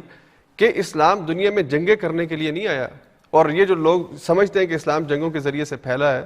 اللہ نے بدر کے بعد، بدر جس کے اندر مسلمانوں کو فتح ملی تھی اور مسلمانوں کا رعب اور دبدبہ مشرکین مکہ پہ اور ارد گرد کی جگہوں پہ بیٹھ گیا تھا، اور مسلمانوں کے لیے پیش قدمی کرنے کا ایک موقع آیا تھا کہ اب مسلمان اپنی اس فتح کی بنیاد پہ چھا جائیں، ہر ایک علاقے کو فتح کر لیں۔ تو اللہ نے کیا کہا؟ اللہ نے فرمایا وَإِن جَنَحُوا لِلسَّلْمِ، اگر یہ امن کے لیے، صلح کے لیے آپ کے پاس آتے ہیں، فَجْنَحْ لَهَا، تو آپ بھی صلح کے لیے تیار ہو جائیے۔ آپ کو ہم نے اس لیے نہیں بھیجا کہ آپ لوگوں کی گردنیں اڑاتے رہیں، ہم نے آپ کو دنیا میں امن قائم کرنے کے لیے بھیجا ہے۔ تو دشمن اگر جنگ نہیں کرنا چاہتا اور صلح کرنا چاہتا ہے تو آپ اس کے لیے اپنے آپ بھی تیار ہو جائیں۔ اور اس صلح کے معاہدے کے اندر، یہ اس سے پہلے جو آیات گزری ہیں اس میں اللہ تعالیٰ نے یہ بات ارشاد فرمائی کہ اگر معاہدے کے ذریعے وہ کوئی ان کے ذہن کے اندر فطور ہے، وہ کوئی اور پلاننگ کرنا چاہتے ہیں، پھر بھی کہا کہ آپ اللہ پر اعتماد کر کے جو ظاہراً چیز آپ کو نظر آ رہی ہے آپ اس کے اوپر صلح کر لیں۔ وَإِن يُرِيدُوا أَن يَخْدَعُوكَ، اس صلح کے معاہدے کے ذریعے اگر وہ آپ کو نقصان پہنچانا چاہتے ہیں، آپ کو دھوکہ دینا چاہتے ہیں، تو پھر بھی اللہ کہتے ہیں کہ یہ آپ صلح کا معاہدہ کر لیں۔ اور اللہ نے فرمایا فَإِنَّ حَسْبُكَ اللَّهُ، آپ کے لیے اللہ کافی ہے۔ آپ نیک نیتی سے صلح کریں، ہاں اگر وہ اپنے مکر اس کے بعد مکر کریں گے، چال چلیں گے، تو اللہ بھی ایک چال چلتا ہے، اور اللہ کی چال ہمیشہ کامیاب ہوتی ہے۔ اہل ایمان کو اگر کوئی دھوکہ دینے کی کوشش کرتا ہے اس صلح کے معاہدے کے نتیجے میں، تو پھر اللہ کی تائید اہل ایمان کے ساتھ ہوتی ہے۔ اور اگر مسلمان صلح کا معاہدہ کر کے پھر دشمن کو نقصان پہنچانے کی کوشش کرتے ہیں یا اس صلح کے معاہدے کی خلاف ورزی کرتے ہیں، پھر اللہ کی تائید مسلمانوں کے ساتھ نہیں ہوتی۔ اس لیے جو ہم پہلے پڑھ چکے ہیں کہ یہ جو زبان کا اقرار ہے اور زبان کی جو پاکیزگی ہے اور صداقت ہے، یہ بہت اہم، اللہ کو بہت عزیز ہے۔ سچ بولنے والے کو اللہ پسند کرتا ہے، جھوٹ اگر مسلمان بولے گا اللہ کو وہ مسلمان پسند نہیں ہے۔ معاہدے کی خلاف ورزی مسلمان کرے گا، چاہے اسلام کے غلبے کے لیے کرے، اللہ کو یہ پسند نہیں ہے۔ اسی لیے حضرت معاویہ رضی اللہ تعالیٰ عنہ کے زمانے کے اندر ایک معاملہ ہوا کہ ان کا روم کے ساتھ ایک صلح کا معاہدہ تھا، رومیوں کے ساتھ۔ تو اس معاہدے کی مدت ختم ہونے سے پہلے انہوں نے اپنے سپاہیوں سے کہا، اپنے کمانڈر سے کہا کہ آپ جنگ کی تیاری کریں اور بارڈر کے اوپر پہنچیں، اس لیے کہ جب معاہدے کی مدت ختم ہوگی ہم فوری طور پر حملہ کریں گے۔ اس وقت ایک صحابی جن کا نام غالباً کتابوں کے اندر حضرت عمرو بن عباسہ کے حوالے سے بات ہے کہ انہوں نے پھر اللہ کی یہ آیت حضرت امیر معاویہ کے سامنے پڑھی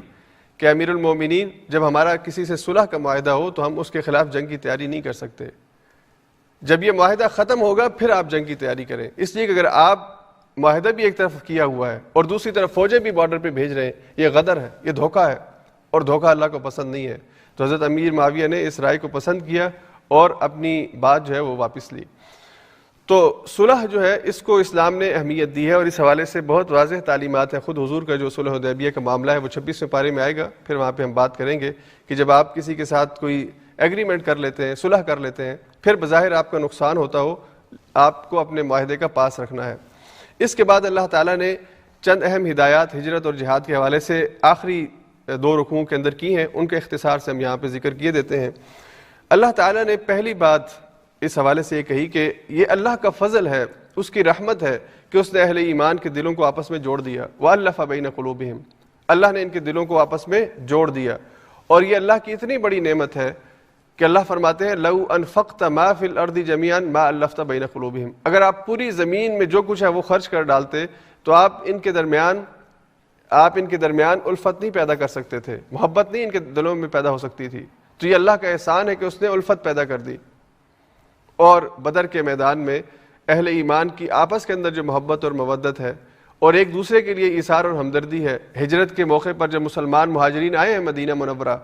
تو انصار نے کس طرح سے اپنے دل کھولے اور اپنی تجارت کے اندر، اپنے گھروں کے اندر، اپنی وہ چیزیں کی ان کے لیے ضرورت سے زائد تھی، ان سب کے اندر ان کو شریک کیا ہے، اپنے دلوں کو وسیع کیا ہے۔ تو یہ جو دل کا کھلنا ہے، اپنے بھائی کے لیے محبت کا پیدا ہونا ہے، یہ اللہ کا بہت بڑا انعام ہے، اور مسلمانوں کی کامیابی کے لیے بہت ضروری ہے کہ ان کے دل آپس میں جڑے ہوئے ہوں، دلوں میں ایک دوسرے کے خلاف کینہ نہیں ہونا چاہیے، ایک دوسرے کے خلاف بغض نہیں ہونا چاہیے۔ اس دور میں بھی مسلمان اجتماعیت کو، اور آج کے دور میں بھی جہاں کہیں کوئی بھی اجتماعیت ہے، مسلمانوں کی اجتماعیت ہے، اس کے لیے یہ اس کی کامیابی کے لیے اور اس کے ٹھیک رستے پہ رہنے کے لیے بہت ضروری ہے کہ اس کے ارکان، اس کے نمائندگان آپس میں ایک دوسرے سے اللہ کی رضا کے لیے محبت کرتے ہوں، ان کے دلوں میں کینہ اور بغض نہ ہو ایک دوسرے کے خلاف۔ اگر وہ بغض اور کینہ رکھیں گے ایک دوسرے کے خلاف تو بظاہر تعداد میں بڑے ہوں، وسائل بہت زیادہ ہوں، ان اپنے مقصد میں کامیاب نہیں ہو سکیں گے، اسلامی تحریک کو کامیابی نہیں مل سکے گی۔ تو اسلامی تحریک سے وابستہ جو بھی جہاں بھی موجود ہے، اسے اس بات کو سمجھنا ہے کہ دلوں کا آپس میں جڑنا یہ اللہ کی نعمت ہے، اسے حاصل کرنے کی کوشش کرنی چاہیے۔ تو میرے دل میں اگر کسی بھائی کے خلاف کوئی کینہ اور بغض ہے، مجھے اپنے دل کو اس سے صاف کرنا چاہیے، اور اگر میں کسی بھائی کے بارے میں جانتا ہوں کہ وہ کسی کے بارے میں بغض اور کینہ رکھتا ہے، یا مجھے اس کے بارے میں ایسی بات ہے، تو اسے بھی ہمیں صاف یعنی ایک دوسرے کی اصلاح کے ذریعے سے ہمیں خوبصورت معاشرہ قائم کر سکتے ہیں۔ اس کے بعد پھر اللہ نے دوسری توجہ یہ کروائی کہ یا ایھا النبی حرض المؤمنین علی القتال، اے نبی علیہ الصلوۃ والسلام، آپ مومنین کو قتال پر ابھاریے۔ یہ تحریض کا مطلب ہوتا ہے کہ اس کے اندر شوق پیدا کیا جائے، آپ شوق پیدا کریں، اہل ایمان کو قتال کے اوپر ان کو ترغیب دیں، اس لیے کہ اس کا اجر بہت بڑا ہے۔ جو بندہ اللہ کی رضا کے لیے اپنی جان اس کے سپرد میدان جنگ کے اندر کرتا ہے، اللہ اس کو انسانوں میں انبیاء کے بعد سب سے اونچا مقام دیتے ہیں، نبیوں کے بعد سب سے اونچا مقام شہداء کا یا صدیقین کا، کہ جو اللہ کی نبی کی دعوت کے اوپر پہلے ایمان لانے والے اور تصدیق کرنے والے ہیں۔ تو شہداء کو اللہ نے جو مقام دیا، یعنی انسان کو یہ بات سمجھائی ہے کہ موت تمہیں آنی ہے، اور حکمتاً اللہ نے یہ بات مسلمانوں کو نہیں بتائی، کسی کو نہیں بتائی کہ تمہاری موت کب آئے گی۔ تو اس لیے یہ پریشان مت ہو کہ میدان جنگ میں جاؤں گا تو شہید ہو جاؤں گا اور گھر بیٹھا رہوں گا تو شہید نہیں ہوں گا۔ کتنے ہیں جو ساری زندگی جہاد کے میدانوں کے اندر رہتے ہیں لیکن موت گھر پہ آتی ہے۔ حضرت خالد بن ولید اور اس کے بعد پوری تاریخ اسلامی کے اندر اتنے بڑے بڑے کمانڈرز گزرے ہیں جنہوں نے بہت بڑی بہت خوفناک قسم کی جنگیں لڑی ہیں، لیکن جنگ کیونکہ موت وہاں پہ نہیں لکھی تھی اس لیے نہیں آئی، موت آئی ہے تو بستر پہ آئی ہے، گھر میں آئی ہے۔ اس لیے اللہ نے فرمایا کہ مومنوں کو جہاد کی ترغیب دیں، ان کے دل سے موت کا خوف نکال دیں، ان کے دل میں اس ایمان کو پختہ کر دیں کہ موت تو اللہ کی طرف سے آتی ہے، وہ میدان جنگ میں بھی آ سکتی ہے اور وہ گھر میں بستر پہ بھی آ سکتی ہے۔ اگر میدان جنگ میں آئے گی تو وہ سب سے عزیز موت ہوگی، وہ سب سے پیاری موت ہوگی جو اللہ کو محبوب ہے۔ اس کے بعد پھر تیسرے ایک ہدایت اللہ تعالیٰ نے ان آیات میں فرمائی، ما کان لنبی ان یکون لہ اسریٰ حتی یثخن فی الارض، کسی نبی کے لیے یہ جائز نہیں ہے، اسے یہ زیبا نہیں ہے، اس کے لیے یہ بات ٹھیک نہیں ہے کہ اس کے پاس قیدی ہوں اور وہ انہیں قتل نہ کر دے، زمین ان سے پاک نہ کر دے، اور اگر وہ نہیں کرتا اور اس کے مقابلے میں وہ تریدون عرض الدنیا، دنیا کا مال چاہتا ہے، تو یہ رویہ ٹھیک نہیں ہے۔ یہ دراصل اللہ کی طرف سے ہدایت ہے، اور بطور اصلاح اللہ تعالیٰ نے یہ توجہ کروائی ہے کہ جو قیدی تھے، بدر کے جو قیدی تھے، 70 کی تعداد میں قیدی تھے، ان کے بارے میں حکم دیا، ان کے بارے میں مشاورت ہوئی صحابہ کے درمیان۔ حضور علیہ الصلوۃ والسلام نے مشورہ کیا کہ کیا کیا جائے، تو صحابہ کی 2 آراء تھی، اس لیے کہ اس سے پہلے قیدی مسلمانوں نے کسی کو نہیں بنایا تھا، یہ پہلی جنگ تھی، اس میں قیدی بنے تھے، تو اب 2 آراء تھی کہ ایک رائے یہ تھی جس میں حضرت ابوبکر صدیق اور دیگر کچھ صحابہ کی رائے تھی کہ ہمیں ان کو فدیہ لے کر رہا کر دینا چاہیے، اس کا فائدہ یہ ہوگا کہ ان کے دلوں میں اہل ایمان کے بارے میں مثبت رویہ پیدا ہوگا، اور ہو سکتا ہے کہ یہ لوگ اسلام قبول کر لیں، اور جو مال ہمیں ملے گا ہماری تقویت کا ذریعہ بنے گا۔ اور دوسری رائے جس حضرت عمر فاروق اور دیگر صحابہ کی تھی کہ ان کو قتل کر دینا چاہیے تاکہ یہ فتنہ ختم ہو جائے، یہ دوبارہ قوت نہ پکڑ سکیں، اور اللہ نے اگر آج ہمیں ان پہ غلبہ دیا ہے تو ان کو موقع نہیں دینا چاہیے کہ پھر سے یہ ہمارے خلاف صف آرا ہو۔ تو حضور علیہ الصلوۃ والسلام نے صحابہ کے مشورے سے جو پہلی رائے تھی اس کے اوپر عمل کیا کہ فدیہ لے کر ان کو آزاد کر دیا، اور جن کے پاس دینے کے لیے کچھ نہیں تھا، فدیہ نہیں تھا، تو ان سے کہا کہ مسلمان بچوں کو تعلیم دیں، تو یہ تعلیم ان کی آزادی کا ذریعہ بنے گی۔ اچھا، اس پوری یہ جو قیدیوں کا معاملہ ہے، اس کے اندر بہت ایمان افروز واقعات ہیں۔ کسی کا بھائی ہے جو قیدی ہے، اور مسلمان صحابی کہ جو مسلمان ہوا وہ اپنے قیدی بھائی کو کھانا دے رہا ہے، اور وہ قیدی جو ہے، جو قید ہوا ہے، وہ اس سے کہتا ہے کہ بھائی تمہیں میرے اور اپنے تعلق اور رشتے کے اوپر رحم نہیں آتا۔ اب دیکھیں ایمان کتنا دلوں کے اندر اثر کرتا ہے اور انسان کے کریکٹر کے اوپر اثر کرتا ہے، کہ وہ مسلمان صحابی اس سے کہتا ہے کہ اگر تم اللہ کے رسول کی دعوت پر ایمان لے آؤ اور ہماری صف میں شامل ہو جاتے ہو تو مجھے اپنی جان سے عزیز ہو، پھر تمہارے لیے جان بھی قربان کر دوں گا، لیکن اگر تم ہمارے مقابلے میں تلوار اٹھا کے میدان میں آؤ گے، ہمارا مقابلہ کرو گے، پھر بے شک تم میرے بھائی ہو اور میری اس ماں سے پیدا ہوئے جس ماں سے میں پیدا ہوا ہوں، لیکن تمہیں پھر قتل کرنے میں مجھے کوئی ہچکچاہٹ نہیں ہوگی۔ تو یہ ایمان کی بنیاد کے اوپر جو رشتے ڈیولپ ہوتے ہیں، ایمان کی بنیاد کے اوپر جو دوستی اور دشمنی کا معیار بنتا ہے، یہ اصل معیار ہے جس کی تصویر اور جس کی خوبصورت مثال صحابہ نے اپنی زندگی میں دی۔ تو اس کے اوپر پھر اللہ تعالیٰ نے کہا کہ تم نے یہ جو فیصلہ کیا تھا یہ فیصلہ ٹھیک نہیں تھا۔ اللہ کی طرف سے طریقہ یہ تھا، اللہ کی طرف سے سنت یہ تھی کہ اللہ رب العزت نے پہلے وحی کے ذریعے سے حضور علیہ الصلوۃ والسلام کو اس امر میں فیصلہ کرنے کے بارے میں نہیں کہا، بلکہ جب فیصلہ ہو گیا پھر اللہ نے تبصرہ کیا اور کہا کہ یہ طریقہ نبی کو زیب نہیں دیتا تھا۔ اب اس وقت تو وحی آتی تھی تو اللہ تعالیٰ نے اصلاح فرما دی۔ آج کے دور میں اگر کسی کمانڈر ان چیف کو کسی جگہ مسلمان جو قیادت ہے اس کو اگر جنگ کے نتیجے میں کچھ یہ قیدی ملتے ہیں، ان کے معاملے میں جو فیصلہ ہے وہ وہی فیصلہ نہیں ہے کہ جو فیصلہ اس وقت اللہ تعالیٰ نے حضور علیہ الصلوۃ والسلام کے بارے میں کہا کہ آپ کو کرنا چاہیے تھا، بلکہ اب موجودہ حالات کے اندر جس طریقے سے بھی وقت کا جو بھی کمانڈر ہے وہ فیصلہ کرے گا اس کا اعتبار ہوگا۔ تو اللہ تعالیٰ نے وہاں پہ یہ اصلاح فرمائی۔ اس کے بعد پھر آگے اللہ تعالیٰ نے کہا کہ فَكُلُوا مِمَّا غَنِمْتُمْ حَلَالًا طَيِّبًا، ان سے جو مال غنیمت تمہیں ملا، انہوں نے جو فدیہ دیا اپنے آپ کو چھڑوانے کے لیے، اگر وہ تم نے لے لیا ہے تو اب اس کے بارے میں پریشان مت ہو، اسے تم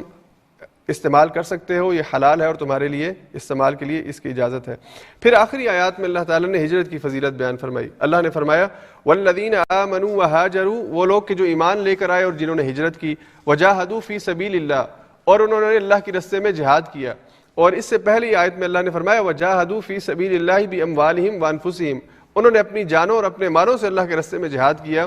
تو اللہ نے فرمایا یہ لوگ جو ہیں،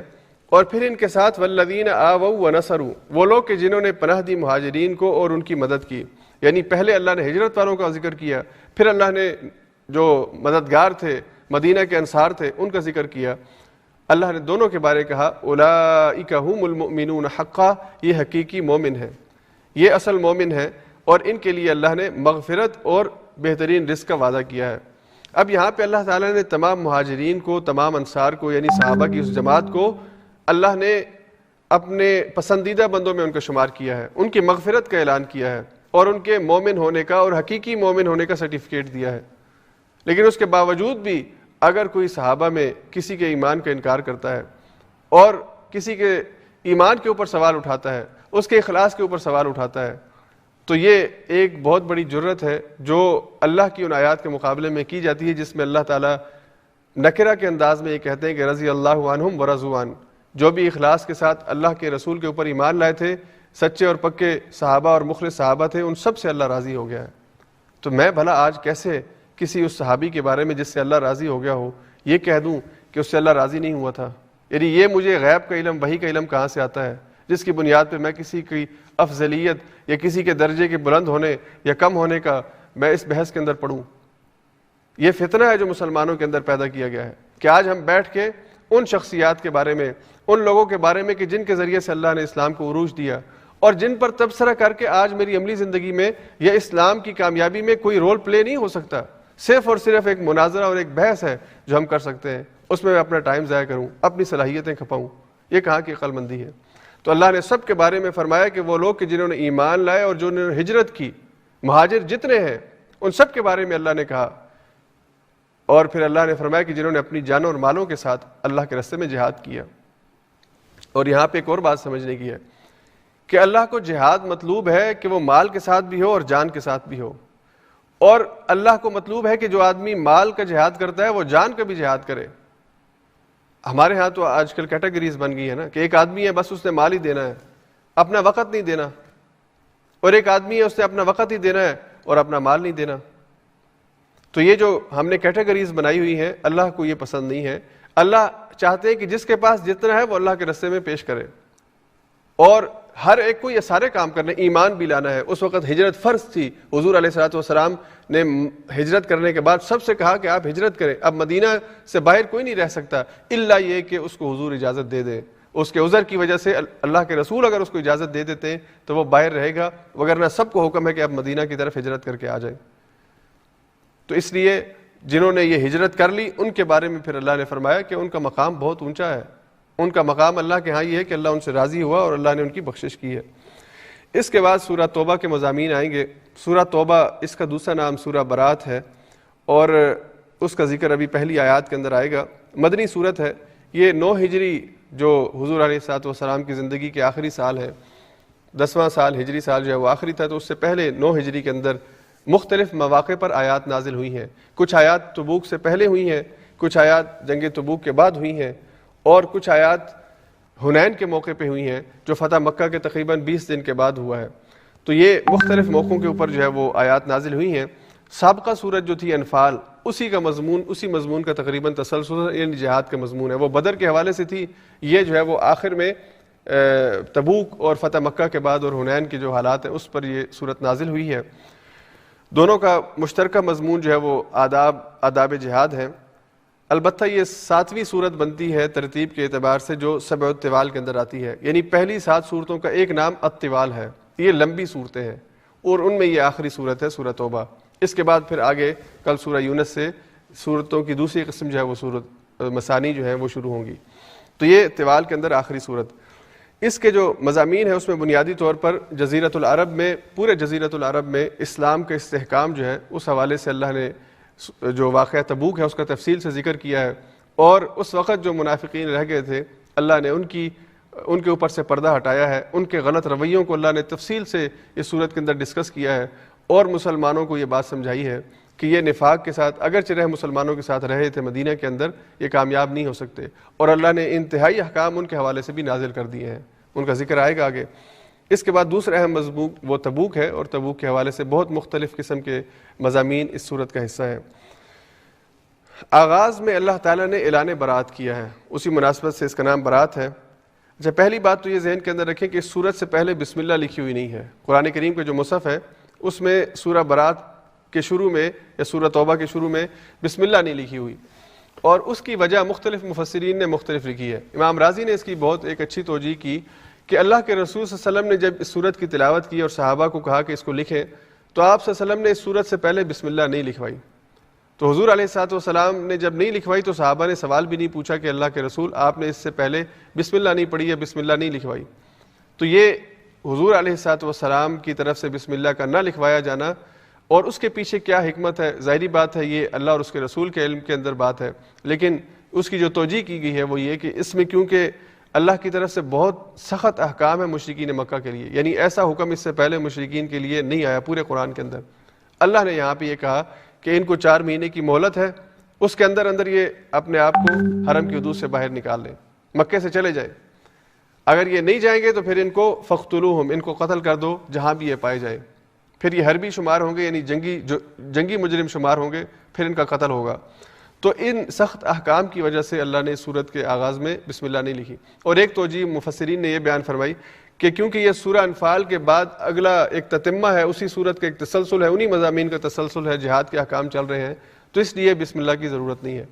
تو واللہ عالم جو بھی وجہ ہو نہ لکھے جانے کی، اللہ کے رسول صلی اللہ علیہ وسلم نے اس سورت سے پہلے بسم اللہ نہیں لکھوائی، اس لیے یہ واحد سورت ہے قرآن کی جہاں پہ بسم اللہ نہیں لکھی ہوئی. اور شروع میں اللہ نے فرمایا کہ اللہ نے اپنا ذمہ اٹھا لیا ہے، اللہ اور اس کے رسول نے، ان مشرکین سے جن کے ساتھ تم نے عہد کیا ہوا تھا. اور وہ مشرکین کہ جن کے ساتھ عہد تھا، ان کی 2 کیٹیگریز تھیں، اس کا ذکر آگے آئے گا. ایک وہ مشرکین کہ جنہوں نے، یا وہ معاہدین کہ جنہوں نے اپنا معاہدہ توڑ دیا تھا، اس معاہدے کی خلاف ورزی کی تھی. اور ایک وہ معاہدین کہ جنہوں نے اپنے معاہدے کی خلاف ورزی نہیں کی تھی. تو وہ کہ جن کے ساتھ معاہدہ تھا اور انہوں نے خلاف ورزی نہیں کی تھی اور اس کی ایک مدت مقرر تھی، ان کے بارے میں آگے آیت آ رہی ہے کہ وہ اپنی مقررہ مدت تک معاہدے کے اوپر برقرار رہیں گے. اور جنہوں نے اپنے معاہدے کی خلاف ورزی کی یا جن کا غیر اعلانیہ مدت تک معاہدہ تھا، اس کو 4 مہینے کے ساتھ محدود کر دیا کہ فسیحوا فی الارض 4 اشہر، یہ 4 مہینے ہیں، اس کے اندر اندر آپ اس مکے کی وادی سے نکل جائیں، اگر نہیں نکلیں گے تو حربی شمار ہوں گے. اور یہ اعلان اللہ کے رسول صلی اللہ علیہ وسلم نے 9 ذی الحجہ کو، یعنی 9ویں ہجری کا جو حج ہے، اس کو حضرت علی رضی اللہ تعالیٰ عنہ کے ذریعے کروایا ہے. جو 9ویں ہجری کا حج ہے، یعنی 8 ہجری میں مکہ فتح ہوا اور 9 ہجری میں یہ حج ہوا اس کے بعد، جس کو اسلامی طریقوں کے مطابق ادا کیا گیا. اور اس کے اندر جو تھوڑا بہت شرک اور مشرکین شامل تھے، کیونکہ ابھی مشرکین یہاں پہ موجود تھے اور اس کے اندر ان کے جو مشرکانہ طریقے تھے اس پر وہ عمل کر رہے تھے، تو حضور علیہ الصلوۃ والسلام اس میں شریک نہیں ہوئے تھے. اور یہ آخری حج تھا مشرکین کا، کیونکہ اس حج میں پھر یہ اعلان ہوا کہ اب 4 مہینوں میں تم چلے جاؤ. اور اس کے بعد جو اگلا حج ہوا 10 ہجری میں، اس میں خود حضور علیہ الصلوۃ والسلام حج کے لشکر کی قیادت کر کے آئے، جس میں بعض روایات کے مطابق 1 لاکھ سے زائد یا 1,24,000 کے قریب صحابہ آپ کے ساتھ حج میں شامل تھے. تو 9ویں ہجری کا جو حج ہے، یہ حضرت ابوبکر صدیق کی قیادت میں حضور نے اپنے صحابہ کو بھیجا ہے. اور یہ اعلان جو ہوا ہے برات کا اور مشرکین کو مکہ سے نکالے جانے کا، یہ بعد میں حضرت علی پیغام لے کے آئے، حضور نے بھیجا ہے کہ جاؤ اور حج، کیونکہ یہ آیات اس کے بعد نازل ہوئی ہیں، تو حضرت علی آئے ہیں یہ آیات کی تلاوت کرنے کے لیے اور یہ پیغام سنانے کے لیے. یہاں پہ وَأَذَانٌ مِّنَ اللَّهِ وَرَسُولِهِ إِلَى النَّاسِ، اللہ اور اس کے رسول کی طرف سے اعلان ہے، اذان یا اعلان ہے، اذان اعلان کو بولتے ہیں، ان کے لیے پیغام ہے، یہ اعلان ہے. یوم الحج الاکبر، یوم الحج الاکبر، حج اکبر کے دن یہ اعلان ہے. اب یہاں پہ حج اکبر کو بھی سمجھ لیں، بعض لوگوں نے اس کے مختلف معنی یا بعض علماء نے مختلف معنی لکھے ہیں. ہمارے ہاں بڑی مشہور بات ہے کہ جو حج والے دن جمعہ ہوتا ہے وہ حج اکبر ہوتا ہے. تو کیا یہ بات ٹھیک ہے یا نہیں؟ تو اس کی تفسیر کے اندر علماء نے یہ بات لکھی ہے کہ حج، اور یہ جو بہتر بات ہے جس کو میں بھی بہت زیادہ قرین ثواب سمجھتا ہوں، کہ حج یہ حج اکبر ہی ہوتا ہے. اور حج کے جو مختلف دن ہیں ان میں 10ویں ذی الحج کا جو دن ہے، جس کے اندر انسان طواف زیارت کرتا ہے، نحر کرتا ہے، رمی کرتا ہے، یعنی حج کے 4 بڑے اہم کام اس دن ہوتے ہیں. اس دن کو یوم حج اکبر کہا گیا ہے. اور جب بھی حاجی حج کرتا ہے، اس کا یہ 10واں دن جو ہے، حج کا 10واں دن یوم النحر جسے کہتے ہیں، جس میں وہ قربانی کرتا ہے، رمی کرتا ہے، طواف کرتا ہے، یہ اسے حج اکبر کہا گیا ہے. تو جو بھی مسلمان یعنی حج کرتا ہے، اس کا حج اکبر ہی ہوتا ہے. اس میں جمعے کے دن کی تخصیص جو ہے، اس کے بارے میں کوئی صحیح سند، کوئی روایت اللہ کے رسول سے ہمیں نہیں پہنچی ہے. ہاں، جب اللہ کے رسول نے حج کیا تھا تو اس دن جمعے کا دن تھا، لیکن اس کا مطلب یہ نہیں ہے کہ وہ لازمی جمعے کا دن ہی ہونا چاہیے. اس لیے حج اکبر سے مراد یوم نحر یعنی 10واں. بعض لوگ یہ سمجھتے ہیں کہ یہ عرفہ کا جو دن ہے، اس لیے کہ وہ سب سے اہم دن ہے حج کا، اور عرفہ کے دن دنوں میں سب سے، جس طرح راتوں میں لیلۃ القدر ہے ویسے دنوں میں عرفہ ہے، تو عرفہ کو بہت فضیلت ہے. لیکن یہاں پہ حج اکبر سے مراد 10ویں ذی الحجہ کا دن ہے. تو اس دن اللہ کی طرف سے یہ اعلان ہوا کہ اللہ اور اس کا رسول بری ہے مشرکین سے، اب ان کے لیے کسی قسم کی کوئی رخصت نہیں ہے، اور ان کو اپنے شرک کے ساتھ اور اپنے شرک کی نجاست کے ساتھ، کیونکہ آگے آیات آئیں گی جس میں اللہ نے فرمایا کہ انما المشرکون نجس، یہ مشرک جو ہے یہ اپنی شرک کی نجاست کے ساتھ اب حرم میں نہیں رہ سکتے، اب ان کو حرم سے جانا ہے۔ تو اللہ تعالیٰ نے یہ آیات ارشاد فرمائی کہ اب ان کو مکہ سے جو ہے وہ 4 مہینے کا الٹیمیٹم ہے، یہ یہاں سے چلے جائیں، اگر نہیں جائیں گے تو پھر قتل کیے جائیں گے۔ ہاں ایسے معاہدین کہ جن کے ساتھ ایک مقررہ مدت تک معاہدہ ہے وہ ابھی رہ سکتے ہیں، جب ان کا معاہدہ ختم ہوگا اگرچہ وہ 4 ماہ سے زیادہ ہو تو وہ پھر اس کے بعد جائیں گے۔ اس کے بعد جو ایک اور اہم مضمون اللہ نے ان آیات میں بیان فرمایا سورہ توبہ میں، وہ مسجد اور مسلم معاشرے کے حوالے سے چند باتیں ہیں، اس کی طرف میں آپ کی توجہ چاہوں گا۔ سب سے پہلی بات تو اللہ نے یہ فرمائی کہ مسجد کی جو تعمیر ہے یہ ایک بہت ہی بابرکت عمل ہے، اللہ کو یہ عمل بڑا ہی پسند ہے، اور جو آدمی مسجد بنانے میں حصہ ڈالتا ہے، اللہ کے رسول صلی اللہ علیہ وسلم نے فرمایا کہ وہ مسجد جو بناتا ہے جتنا بھی حصہ ڈالتا ہے اس کے بدلے اللہ تعالیٰ اس کا جنت میں گھر بناتے ہیں۔ حضور نے فرمایا من بنا للہ مسجدا بنا اللہ لہ بیتا فی الجنہ، جو اللہ کے لیے دنیا میں مسجد بناتا ہے، اس کا گھر بناتا ہے، اس کے گھر میں بنانے میں حصہ ڈالتا ہے، اللہ تعالیٰ اس کو آخرت میں جنت میں گھر عطا فرمائیں گے۔ تو مسجد کی تعمیر ایک بہت ہی مبارک عمل ہے۔ پھر اللہ نے مسجد تعمیر کرنے والوں کی صفات بیان فرمائی کہ مسجد وہ لوگ تعمیر کرتے ہیں، مسجد کی تعمیر اور مسجد کی آباد کاری میں وہ لوگ حصہ ڈالتے ہیں من آمن باللہ والیوم الآخر، کہ جو اللہ پر ایمان رکھتے ہیں، یوم آخرت پر ایمان رکھتے ہیں، واقام الصلاۃ وآت الزکاۃ، اور وہ نماز قائم کرتے ہیں اور زکوٰۃ ادا کرتے ہیں، ولم یخش الا اللہ، اور اللہ کے علاوہ کسی کا انہیں خوف نہیں ہوتا۔ تو مسجد تعمیر کرنے والوں کے اندر تقوی کی صفت موجود ہوتی ہے، ان کے اندر ایمان جو ہے وہ کوٹ کوٹ کے بھرا ہوتا ہے، اس لیے وہ اللہ کی محبت میں اپنے پیسے سے اللہ کے گھر کو تعمیر کرنے میں اپنا مال خرچ کرتے ہیں۔ پھر اللہ تعالیٰ نے یہ کہا کہ جو مال خرچ ہوتا ہے یہ مال حلال کی کمائی سے ہونا چاہیے، حرام کی کمائی اللہ کے گھر میں نہیں لگ سکتی۔ یعنی انسان جو ہے وہ حلال کی کمائی سے اگر اللہ کا گھر تعمیر کرے گا تو اللہ کو یہ مطلوب ہے، اور اللہ کو وہ مال محبوب، اللہ خود کیونکہ پاک ہے اس لیے اللہ پاک چیز کو پسند کرتے ہیں، پاکیزہ مال کو پسند کرتے ہیں۔ پاکیزہ مال کا استعمال اللہ کے گھر کے لیے ہونا چاہیے، اور خبیث اور ناپاک جو مال ہے یا جو حرام مال ہے اسے اللہ کے گھر میں استعمال نہیں کرنا چاہیے۔ اور دوسری بات یہاں پہ یہ سمجھنے کی ہے کہ مساجد کے اندر زکوٰۃ کی جو رقم ہے یہ نہیں استعمال ہو سکتی۔ یہ جو زکوٰۃ کا آگے مضمون آ رہا ہے تو یہ جو لازمی زکوٰۃ ہے جو آپ نے فرض کے طور پر ادا کرنی ہے اس کے مصارف بیان ہو گئے ہیں، اس میں تعمیر مسجد نہیں ہے،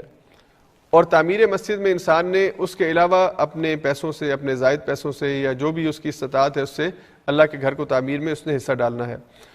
پھر اس کے بعد ایک اور بات سمجھنے کی ہے کہ مسجد نبوی جو تھی، جو حضور علیہ الصلوۃ والسلام نے اپنی زندگی کے اندر تعمیر کی، اس کا کیا رول تھا، اور وہ ایک آئیڈیل مسجد تھی۔ وہ بیسیکلی مسلم معاشرے کو ہدایت تھی کہ مسلم معاشرے کا جو سب سے اہم مقام ہے وہ مسجد ہے، اس لیے حضور کے دور کے اندر مسجد ایک مرکزی حیثیت رکھتی تھی۔ وہ صرف نماز کے لیے، 5 وقتہ نماز کے لیے، جمعہ اور عید کی نماز کے لیے یا نماز جنازہ کے لیے مسجد نہیں بنائی گئی تھی، بلکہ اسے مسلم معاشرے کا نیوکلس بنایا گیا تھا، ایک سینٹرل پوائنٹ تھا جہاں پہ ان کے تمام جتنے اہم معاملات ہیں ان کا فیصلہ مسجد کے اندر ہوتا تھا۔ وہ بین الاقوامی سفارتکاری کے لیے وہ مرکز تھا، وہ ہیڈ کوارٹر تھا۔ وہ مدینہ کی ریاست کو چلانے کے لیے ہیڈ کوارٹر تھا۔ وہ مسلمانوں کے آپس کے معاملات کے فیصلہ کرنے کے لیے وہ ہیڈ کوارٹر تھا۔ مسلمانوں کی خوشی کے مواقع، شادی، نکاح مسجد نبوی کے اندر ہوا کرتا تھا، حتیٰ کہ مسجد نبوی کے اندر ان کی کھیلیں ہوا کرتی تھی۔ حبشیوں کا وہ جو بہت مشہور وہ کھیل ہے جس کے بارے میں حضور نے حضرت عائشہ کو بھی وہ کھیل دکھایا، تو وہ مسجد نبوی کے احاطے کے اندر ہو رہا تھا۔ اور اسی طرح سے مسجد نبوی کے اندر مہمانوں کو ٹھہرایا جاتا تھا، انٹرنیشنل گیسٹ جو آتے تھے، اور خاص طور پہ نان مسلم جو آتے تھے، نجران کے عیسائی، سورہ آل عمران میں جن کا ذکر آ چکا، عیسائی تھے، حضور نے ان کو مسجد نبوی کے اندر ٹھہرنے کی اجازت دی، اور پھر انہوں نے حضور سے اجازت چاہی کہ کیا ہم اپنے طریقے پر عبادت کر سکتے ہیں، تو حضور علیہ الصلوۃ والسلام نے انہیں مسجد نبوی کے اندر ان کے طریقے پر عبادت کرنے کی اجازت دی۔ تو یہ بہت اہم ایک مضمون ہے کہ مسجد نبوی کا کیا رول تھا۔ اس رول کو ہمیں پھر سے آج کے دور کے اندر جو مساجد ہیں اس طرز کے اوپر ڈیولپ کرنے کی ضرورت ہے کہ مسجد کو ہم کسی بھی سوسائٹی کے اندر اس کا مرکزی مقام دے دیں۔ بڑی بدقسمتی ہے کہ آج ہماری مسجد صرف 5 وقتہ نماز اور جمعے کے لیے محدود ہو گئی ہے، اس کے علاوہ مسجد کا معاشرے میں کوئی رول نہیں ہے۔ اتنی بڑی بڑی مساجد ہے، یعنی مربوں کے اندر پھیلی ہوئی مساجد ہے، لیکن صرف 5 وقت کی نماز، اور اس کے اندر بھی کوئی 5 سے 10 افراد یا 100-150 افراد نماز کے لیے آتے ہیں، اور پھر باقی 24 گھنٹے اس مسجد کا ان 5 وقت نمازوں کے علاوہ کوئی مصرف نہیں ہے۔ اس مسجد کو دوبارہ سے وہ رول دینے کی ضرورت ہے جو رسول اللہ صلی اللہ علیہ وسلم کے دور میں ہوتا تھا۔ تبھی ہم معاشرے کے اندر اپنی نوجوان نسل کو، اپنے مرد اور خواتین کو اس کے مرکز و محور، یعنی مسجد اس کا مرکز و محور بنا سکتے ہیں۔ جب وہ مسجد کے اندر آئے گا، اگر یہاں پہ اس کے کھیلنے کے لیے کوئی ایک نوجوانوں کی کھیلنے کے لیے کوئی مکان رکھا گیا ہے، کوئی جگہ مختص ہے، تو کھیلے گا بھی، نماز سے وقت ہوگا تو نماز بھی پڑھے گا، کیونکہ اللہ رسول کی بات سنے گا۔ اگر ہم خواتین کے لیے مسجد کے اندر جگہ بنائیں اور وہ نماز پڑھ سکتی ہوں، تو وہ شاپنگ کرنے کے لیے نکلیں گی اور ان کے ذہن کے اندر ہوگا کہ ہم نے مسجد میں بھی جانا ہے، نماز پڑھنی ہے۔ تو وہ جو ہمارے ہاں عموماً آج کل یعنی میک اپ کے نام کے اوپر اور بے حیائی کے نام کے اوپر بہت سی چیزیں مسلمان بچیوں کے اندر آنا شروع ہو گئی ہیں، اس سے وہ اپنا اجتناب کریں گے۔ یعنی آج بھی گئے گزرے دور کے اندر بھی مسلمان لڑکی مسجد میں آتی ہے تو اگر وہ باہر حجاب نہیں لیتی تو مسجد میں آ کے حجاب لے لیتی ہے۔ یہ مسجد میں آنا اس کے لیے ہو سکتا ہے ذریعہ بن جائے کہ وہ اپنی بقیہ زندگی کے اندر بھی سعادت کو اختیار کر لے۔ تو خواتین کے لیے، بچیوں کے لیے، بچوں کے لیے، ہر ایک عمر کے افراد کے لیے ایک پروگرام مسجد کے اندر ہونا چاہیے، صرف نان مسلم سوسائٹیز کے اندر نہیں بلکہ مسلم معاشروں کے اندر بھی۔ اور بڑا المیہ یہ ہے کہ مسلم معاشروں کے اندر جو مسجدیں ہیں وہ بہت ہی زیادہ کہہ لیں کہ ان کی اثر اندازیت ختم ہو گئی ہے، اور غیر مسلم معاشروں میں جس طرح ہم ناروے کے اندر ہے، ہمارا یہ سینٹر ہے، بہت بڑا سینٹر ہے، الحمدللہ بہت اچھے انداز میں کام کر رہا ہے، اپنی استطاعت اور کیپیسٹی میں بہت ہی مثالی کام کر رہا ہے۔ لیکن یہ چیزیں باقی مسجدوں کے اندر اور باقی جگہوں پہ اور خاص طور پہ مسلم معاشروں کے اندر مفقود نظر آتی ہیں۔ اور اگر ہم یہ سمجھتے ہیں کہ ہم مسجد میں جا کے اگر سجدہ کر لیتے ہیں اور ہم اپنی عبادت کر لیتے ہیں اور ہم بالکل ٹھیک پرفیکٹ مسجد کو استعمال کر رہے ہیں، یہ ہماری غلط فہمی ہے۔ اس کے بعد ایک مثالی مسجد آج کے دور کے اندر وہ مسجد ہے کہ جس کو ہم اسی طرز پر کہ جو رسول اللہ صلی اللہ علیہ وسلم کے زمانے میں مسجد نبوی کا رول تھا وہ دینے کی کوشش کریں۔ اب بہت سے کام ایسے ہیں کہ ظاہری بات ہے نان مسلم سوسائٹیز میں نہیں ہو سکتے، یعنی آپ عدالت مسجد میں نہیں لگا سکتے، آپ اور بہت سی ایکٹیویٹیز مسجد میں نہیں کر سکتے، لیکن جو کر سکتے ہیں وہ کرنے چاہیے، اور بطور خاص مسلم معاشروں کے اندر۔ اب یہ ایک خیر دوسرا تھوڑا سا ٹاپک ہو جاتا ہے کہ جب مسجد مرکزی رول ہوگا تو پھر جو وقت کا حکمران ہے اس کا بھی مسجد سے تعلق ہونا چاہیے، اور مسجد کی امامت، یعنی امامت کا مطلب کہ مسلمانوں کی جو لیڈرشپ ہے، مسلمانوں کی جو امامت اور قیادت ہے، وہ دنیاوی معاملات میں یا سیاست کے معاملات میں بھی وہی شخص کرے کہ جو مسجد کے اندر ان کی امامت کر سکتا ہے۔ تو یہ ایک آئیڈیلزم ہے، یہ اصل ہے۔ اگر ہم اس کی طرف واپس پلٹنے کی کوشش کریں تو ہم اپنے آپ کو دوبارہ اس رستے پر ڈال سکتے ہیں کہ جو عروج اور ترقی اور کامیابی کی طرف لے کے جانے والا ہے۔ اللہ تعالی ہمیں اسی طرز پر مساجد کو پھر سے بنانے اور آباد کرنے کی توفیق عطا فرمائے کہ جس طرح حضور علیہ الصلوۃ والسلام کے دور میں مساجد ہوا کرتی تھی۔ اس کے بعد آگے کچھ مضامین پہ میں اختصار سے بات کروں گا، ہمارا وقت ختم ہوا چاہتا ہے، حالانکہ ابھی بہت سے اہم مضامین ہیں جن پہ بات کرنی ہے۔ تبوک کا جو معاملہ ہے اس کو انشاءاللہ ہم کل تفصیل کے ساتھ ڈسکس کریں گے۔ آج اس کے علاوہ جو دیگر چند ہدایات، اہم ہدایات اس صورت میں ہیں ان پہ بات کرتے ہیں۔ حنین کا معرکہ یہ فتح مکہ کے بعد ہوا ہے، اور یہ مکہ اور طائف کے درمیان ایک جگہ ہے جہاں پہ یہ معرکہ ہوا۔ حنین کا جو مقام ہے مکہ اور طائف کے درمیان، یہاں پہ دو قبیلے ثقیف اور حوازن جو تھے یہ رہتے تھے، اور بڑے ماہر اور جنگجو تھے اور تیر اندازی میں بہت ماہر تھے۔ تو ان کی طرف حضور علیہ الصلوۃ والسلام نے پیش قدمی کی کیونکہ ان کی طرف سے شرارتیں ہو رہی تھیں، اور مسلمانوں کا رستہ روکنے کے لیے، مسلمانوں پر حملہ کرنے کے لیے ان کی طرف سے پلاننگ تھی۔ تو حضور علیہ الصلوۃ والسلام نے اپنے صحابہ کے ساتھ، جن کی تعداد تقریباً 12,000 سیرت نگاروں نے بیان کی ہے، آپ گئے۔ تو مسلمانوں کو اس دن یہ خیال پیدا ہوا کہ ہماری تعداد بہت زیادہ ہے، آج ہمیں فتح ملے گی۔ لقد نصرکم اللہ فی مواطن کثیرہ ویوم حنین اذ اعجبتکم کثرتکم فلم تغن عنکم شیئا۔ تمہاری کثرت پر تمہیں بڑا ناز تھا کہ آج تعداد میں ہم زیادہ ہیں۔ جب فتح مکہ ہو گیا ہے اور اس کے بعد مسلمانوں کا پورے جزیرۃ العرب کے اوپر اقتدار قائم ہونا شروع ہو گیا ہے، تو یہ چھوٹا سا قبیلہ، چھوٹا سا علاقہ حنین، اس کو ہم سر کر لیں گے، فتح کر لیں گے۔ تو اللہ نے فرمایا کہ لم تغنی عنکم شیئا، تمہاری کثرت نے تمہیں فائدہ نہیں دیا۔ وضاقت علیکم الارض بما رحبت، اور زمین اپنی وسعت کے باوجود تم پر تنگ ہو گئی۔ ثم ولیتم مدبرین، پھر تم پیچھے پلٹنے لگے۔ تو مسلمانوں نے جب وہاں پہ پہنچے تو انہوں نے ان پہاڑوں کے درمیان اور رستوں کے درمیان گھات لگایا ہوا تھا، اور کیونکہ ماہر تیر انداز سے انہوں نے تیر پھینکے اور ایک اچھا خاصا یعنی آپ سمجھ لیں کہ وہ مسلمان پیچھے ہٹنا شروع ہوئے. حضور علیہ الصلوۃ والسلام کو ایک وقت یہ کہنا پڑا کہ کہاں جا رہے ہو, میں یہاں پہ موجود ہوں. بلکہ اس شور کے اندر وہ جو پیچھے مسلمان ہونا شروع ہوئے تو اس شور کے اندر اور اس ہنگامے کے اندر حضور علیہ الصلوۃ والسلام نے حضرت عباس سے, کہ جو قد میں اونچے تھے, آواز بھی اونچی تھی, ان سے کہا کہ مسلمانوں کو بتاؤ کہ میں یہاں پہ موجود ہوں. وہ واپس آئے اور حضور نے خود فرمایا کہ انا النبی لا کذب انا ابن عبد المطلب, میں ابن عبد المطلب یہاں پہ موجود ہوں, میں نبی ہوں, اللہ کا یہاں پہ کھڑا ہوں. تو پھر وہ واپس پلٹے اور پھر اللہ نے فرمایا کہ انزل اللہ سکینتہ علی رسولی, اللہ نے اپنے رسول کے اوپر سکینت نازل فرمائی اور مومنین کے اوپر سکینت نازل فرمائی, اور پھر سے مسلمانوں نے صف بندی کی اور پھر اللہ تعالیٰ نے ان کو فتح عطا فرمائی. تو تعداد کے اوپر بدر کا میدان ہو, احد کا میدان ہو, یا خندق کا مارکا ہو, خیبر ہو, فتح مکہ ہو, یا تبوک ہو, کسی بھی میدان میں فتح کی بنیاد, فتح عدد کی بنیاد کے اوپر نہیں ہے, فتح اللہ پر ایمان کی بنیاد کے اوپر ہے. مسلمانوں سے یہ کہا گیا ہے کہ جو وسائل دستیاب ہیں ان کو بروئے کار لا کر اپنے آپ کو اللہ کے سامنے پیش کریں اور اللہ سے مدد مانگ کر, تعداد میں زیادہ ہوں پھر بھی اللہ سے مدد مانگیں اور عاجزی کا رویہ اختیار کریں. اس کے بعد پھر آگے اللہ تعالیٰ نے ہجرت کا سفر کا ذکر فرمایا. اس میں آیت نمبر 40 بہت اہم ہے, جس میں اللہ نے فرمایا کہ الا تنصروہ فقد نصرہ اللہ. اہل ایمان سے کہا, اب یہ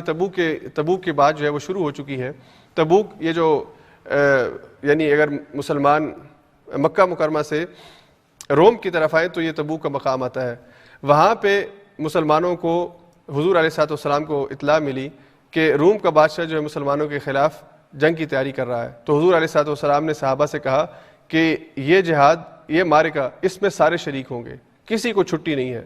یعنی رخصت نہیں ہے, ہر ایک کو شامل ہونا ہے. اب یہ ویسے جہاد فرض کفایہ ہوتا ہے کہ کچھ شامل ہو جائے باقیوں کی طرف سے ادا ہو جاتا ہے, لیکن یہ فرض عین تھا کہ ہر ایک کو شامل ہونا تھا, کسی کو اجازت نہیں تھی.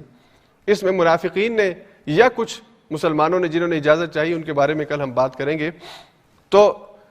اللہ کے رسول صلی اللہ علیہ وسلم نے تقریباً 30,000 صحابہ کے ساتھ تبوک کی طرف پیش قدمی کی, اور وہاں پہ جب آپ تبوک کے مقام پہ پہنچے تو آپ کو پتہ چلا کہ ہرقل جو ہے, یا وہ جو روم کا بادشاہ تھا, اس وقت مقابلے پر نہیں آ رہا. تو آپ نے وہیں پر کچھ دن قیام کیا. وہاں پہ جو چھوٹی موٹی ریاستیں تھیں جن کا عیسائی مملکت کے ساتھ, رومی مملکت کے ساتھ کچھ معاہدات تھے, وہ حضور علیہ الصلوۃ والسلام کے ساتھ انہوں نے معاہدے کیے اور جزیے کی ادائیگی کے اوپر راضی ہوئے, اور پھر حضور واپس مدینہ منورہ تشریف لے آئے. تو ان آیات میں اللہ تعالیٰ نے اس ایک آیت کا ذکر کیا ہے. جب وہ اہل ایمان کو تیار کر رہے تھے حضور علیہ الصلوۃ والسلام جنگ کے لیے, تو شروع میں یہ آیت آتی ہے کہ اگر تم اپنے نبی کی مدد نہیں کرو گے, فقط نصرہ اللہ, تو اللہ ان کی مدد کر چکا ہے. اذ اخرجہ الذین کفروا, کافروں نے ان کو نکال دیا تھا. اور ثانی اثنین اذ ہما فی الغار, وہ دونوں جو تھے یعنی حضور علیہ الصلوۃ والسلام اور حضرت ابوبکر صدیق, وہ غار میں تھے. اذ یقول لصاحبہ, اور حضور اپنے ساتھی سے حضرت ابوبکر سے کہہ رہے تھے, لا تحزن, پریشان مت ہو, ان اللہ معنا, ہمارے ساتھ اللہ ہے. فانزل اللہ سکینتہ علیہ, اللہ نے ان کے اوپر سکینت نازل فرما دی. وایدہ بجنود, اور ان کی مدد کی اپنے ان لشکروں کے ذریعے, لم تروها, جنہیں تم دیکھ نہیں سکتے. وجعل کلمۃ الذین کفروا السفلی, اللہ نے کلمہ کفر کو اس کو زیر کر دیا, اسے شکست دے دی. وکلمۃ اللہ ہی العلیٰ, اور اللہ کا کلمہ وہی سربلند ہونے والا ہے, وہی قائم اور دائم رہنے والا ہے. واللہ عزیز حکیم, اللہ تعالیٰ غالب بھی ہے اور حکیم بھی ہے.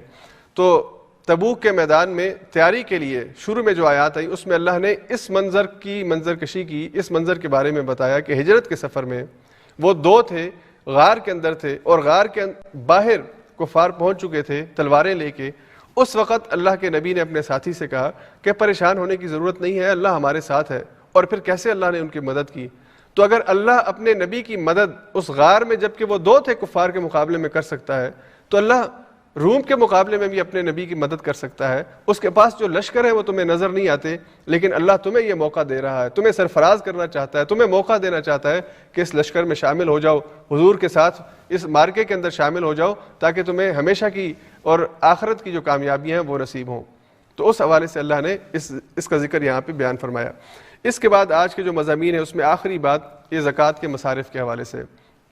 آگے یہ آیت اللہ تعالیٰ نے ارشاد فرمائی جس میں زکوٰۃ کے مصارف کا ذکر ہے. 8 مختلف مصارف ہیں زکوٰۃ کے جو اللہ نے یہاں پہ بیان فرمائے. سب سے پہلے فقراء, فقیر جو ہے اس کو زکوٰۃ کی رقم دی جا سکتی ہے. زکوٰۃ یا جو صدقات ہے، یہاں پہ لفظ صدقات کا استعمال ہوا ہے، انما الصدقات للفقراء۔ تو صدقات دو طرح کے ہوتے ہیں، ایک صدقات واجبہ اور ایک صدقات نافلہ، یعنی جو لازمی صدقہ ہے، جو فرض ہے وہ زکوٰۃ ہے، یہ اس کے مصارف ہے۔ باقی اس کے علاوہ جو صدقات ہیں، نفلی صدقات ہیں، وہ یہاں پر بھی اور اس کے علاوہ دیگر مصارف کے اوپر بھی خرچ کیے جا سکتے ہیں۔ تو اللہ نے فرمایا کہ یہ فقیر کے لیے، اور فقیر وہ ہوتا ہے کہ جس کے پاس اپنی ضرورت پوری کرنے کے لیے پیسے نہ ہو اور اس کے پاس محتاجی ہو، وسائل کی کمی ہو، تو وہ فقیر ہے۔ اور اس کا ایک مطلب وہ بھی ہوتا ہے کہ جس کا فقر عیاں ہو، جس کی غربت عیاں ہو، جس کے بارے میں پتہ ہو کہ یہ غریب ہے۔ اور اس کے ساتھ دوسرا لفظ ہے مسکین یا مساکین، یہ وہ ہے کہ جن کے بارے میں حضور نے فرمایا کہ مسکین وہ نہیں ہے جو دوسروں کے سامنے جا کے ہاتھ پھیلاتا ہو، گھر گھر جا کے اپنے لیے کھانا یا کھجور مانگتا ہو، بلکہ مسکین وہ ہوتا ہے کہ جو اپنی ضرورتوں کو پورا نہیں کر سکتا اور کسی کے سامنے سوال بھی نہیں کرتا۔ اس کے بارے میں سورہ بقرہ کے اندر ہم پڑھ چکے ہیں کہ کچھ ایسے لوگ ہیں کہ جو اپنی عزت نفس کی وجہ سے کسی کے سامنے ہاتھ نہیں پھیلاتے، حالانکہ وہ ضرورت مند ہوتے ہیں، اور تم ان کی ضرورت کو ان کے چہرے سے محسوس کر سکتے ہو۔ یہ جو چہرہ شناسی ہے، چہرے کو پڑھنا ہے، اگر تم اس کا فن رکھتے ہو، اگر تمہیں کسی کی صورت خوشی اور غمی کا اندازہ اس کے چہروں سے ہوتا ہو، تو وہ آدمی کی جو ضرورت مند ہے، سوال نہیں کرتا، اس کے چہرے سے تم اسے پہچان سکتے ہو۔ اور اللہ نے فرمایا لا يسألون الناس الحافا، وہ لوگوں سے سوال نہیں کرتے، لوگوں کے سامنے ہاتھ نہیں پھیلاتے، تو مسکین کے اندر وہ لوگ آ جاتے ہیں۔ تو اگر اللہ نے دونوں کیٹیگریز الگ الگ ذکر کی، ہم عموماً فقیر اور مسکین ایک ہی کہہ دیتے ہیں، تو فقیر الگ ہے، جس کی فقر عیاں ہو، نمایاں ہو، جو سائل ہو، مانگنے بھی آ جائے، وہ بھی فقیر ہے۔ البتہ مسکین وہ ہے جو اپنی غربت کو چھپاتا ہے اور بظاہر دنیا کے سامنے یہ شو کرتا ہے کہ وہ اس کو کسی مدد کی ضرورت نہیں ہے اپنی عزت نفس کی وجہ سے۔ اس کے بعد اللہ نے فرمایا عاملین، زکوٰۃ کے ڈپارٹمنٹ میں جو لوگ کام کرتے ہیں، زکوٰۃ اکٹھی کرتے ہیں، ان کی مدد کی جا سکتی ہے زکوٰۃ کے پیسے سے، ان کی تنخواہیں اس سے مقرر ہو سکتی ہیں۔ پھر چوتھا مؤلفۃ القلوب، کہ دلوں کو مائل کرنے کے لیے، اسلام کی طرف مائل کرنے کے لیے یہ زکوٰۃ کی رقم غیر مسلم کو دی جا سکی ہے، حضور علیہ الصلوۃ والسلام کے زمانے میں اور اس کے بعد بھی، کہ زکوٰۃ کی رقم سے کسی کا دل اسلام کی طرف مائل کیا جائے، یا کسی کی ہمدردی حاصل کی جائے کہ وہ مسلمانوں کا ہمدرد اور ساتھی بن جائے، بے شک اسلام قبول نہ کرے، لیکن اس مسلمانوں کے خلاف جو کوئی سازش ہو رہی ہے یا کوئی حملہ کر رہا ہے تو یہ ان کے خلاف کھڑا ہو جائے اور مسلمانوں کا دفاع کرے، تو اس کے لیے زکوٰۃ کی رقم جو ہے وہ استعمال کی جا سکتی ہے۔ اسی طرح جو نیو مسلمز ہیں، جو مسلمان ہوتے ہیں، ان کی کفالت کے لیے، ان کے اخراجات کے لیے بھی زکوٰۃ کی رقم اسی مد کے تحت آتی ہے۔ احناف کے ہاں اس مد کو جو ہے وہ بند کر دیا گیا ہے، وہ کہتے ہیں کہ جب اسلام اسٹیبلش ہو گیا ہے تو اس کے اوپر عمل نہیں ہوگا، البتہ باقی تینوں فقہا کے نزدیک، اور بہتر بات یہی ہے کہ انہی کی رائے پر عمل کیا جائے جو باقی فقہا کی رائے ہے، کہ اس مد کو آج بھی ہم استعمال کر سکتے ہیں، اس کی منسوخی کا کوئی حکم اللہ نے اپنی قرآن میں یا رسول اللہ علیہ وسلم نے اپنی احادیث میں نہیں دیا۔ اس کے بعد پانچواں ہے گردنیں آزاد کروانا، یعنی غلام آزاد کروانا، اس کے لیے زکوٰۃ کی رقم استعمال ہو سکتی ہے۔ اور پھر چھٹا ہے مقروض، کہ جو قرض کے بوجھ کے دلے ہو، اس کو قرض کے بوجھ سے آزادی دلوانے کے لیے یہ رقم استعمال کی جائے۔ کسی نے ذاتی ضرورت کے لیے قرض دیا لیکن کسی وجہ سے اس کے حالات مزید خراب ہو گئے اور وہ قرض واپس نہیں کر سکا، تو اب اس کے قرض سے اس کو آزادی دلانے کے لیے وہ رقم جو ہے اسے دی جا سکتی ہے۔ اور اس کے بعد ابن السبیل مسافر ہے، کہ جو اپنی کسی ضرورت کے لیے بے شک سفر پہ نکلا، لیکن سفر میں ہونے کی وجہ سے اب وہ اس حیثیت میں چلا جاتا ہے کہ جو مستحق والا ہے، کہ باوجود اس کے کہ وہ اپنے گھر میں اپنی جگہ میں خوشحال ہے، لیکن اب سفر میں ہونے کی وجہ سے اس کے پاس وسائل نہیں ہیں، کھانے پینے کے لیے پیسے نہیں ہیں، رہنے کے لیے کوئی کمرے کرائے پر اس نے لینا ہے، اس کے لیے اس کے پاس پیسے نہیں ہیں، یعنی اس کی جو بھی ضرورت ہے، اس کو ٹکٹ چاہیے، اب اس کو آپ زکوٰۃ کی رقم دے سکتے ہیں، چاہے وہ اپنے گھر میں خوشحال ہو۔ فی سبیل اللہ، اور آخری مد ہے اللہ کے راستے میں، اور یہ بہت وسیع ایک مد ہے کہ فی سبیل اللہ کے اندر ایک مفہوم اس کا جہاد فی سبیل اللہ، اللہ کے راستے میں جہاد کے لیے، اور ایک اس کے اندر دعوت و تبلیغ یا اللہ کے دین کو نافذ اور قائم کرنے کے لیے جو بھی کوشش اور کاوش ہے وہ اس کے اندر شمار ہوتی ہے۔ اس کے بعد پھر آگے غزوہ تبوک کے حوالے سے اور منافقین کا جو عمل تھا اس حوالے سے تبصرہ ہے، اس پر انشاءاللہ ہم کل گفتگو کریں گے۔ اللہ رب العزت سے دعا ہے کہ مجھے اور آپ کو قرآن کریم کو سمجھنے، اس پر عمل کرنے اور اس کی دعوت کو انسانوں تک پہنچانے کی توفیق عطا فرمائے۔ وآخر دعوانا ان الحمد للہ رب العالمین۔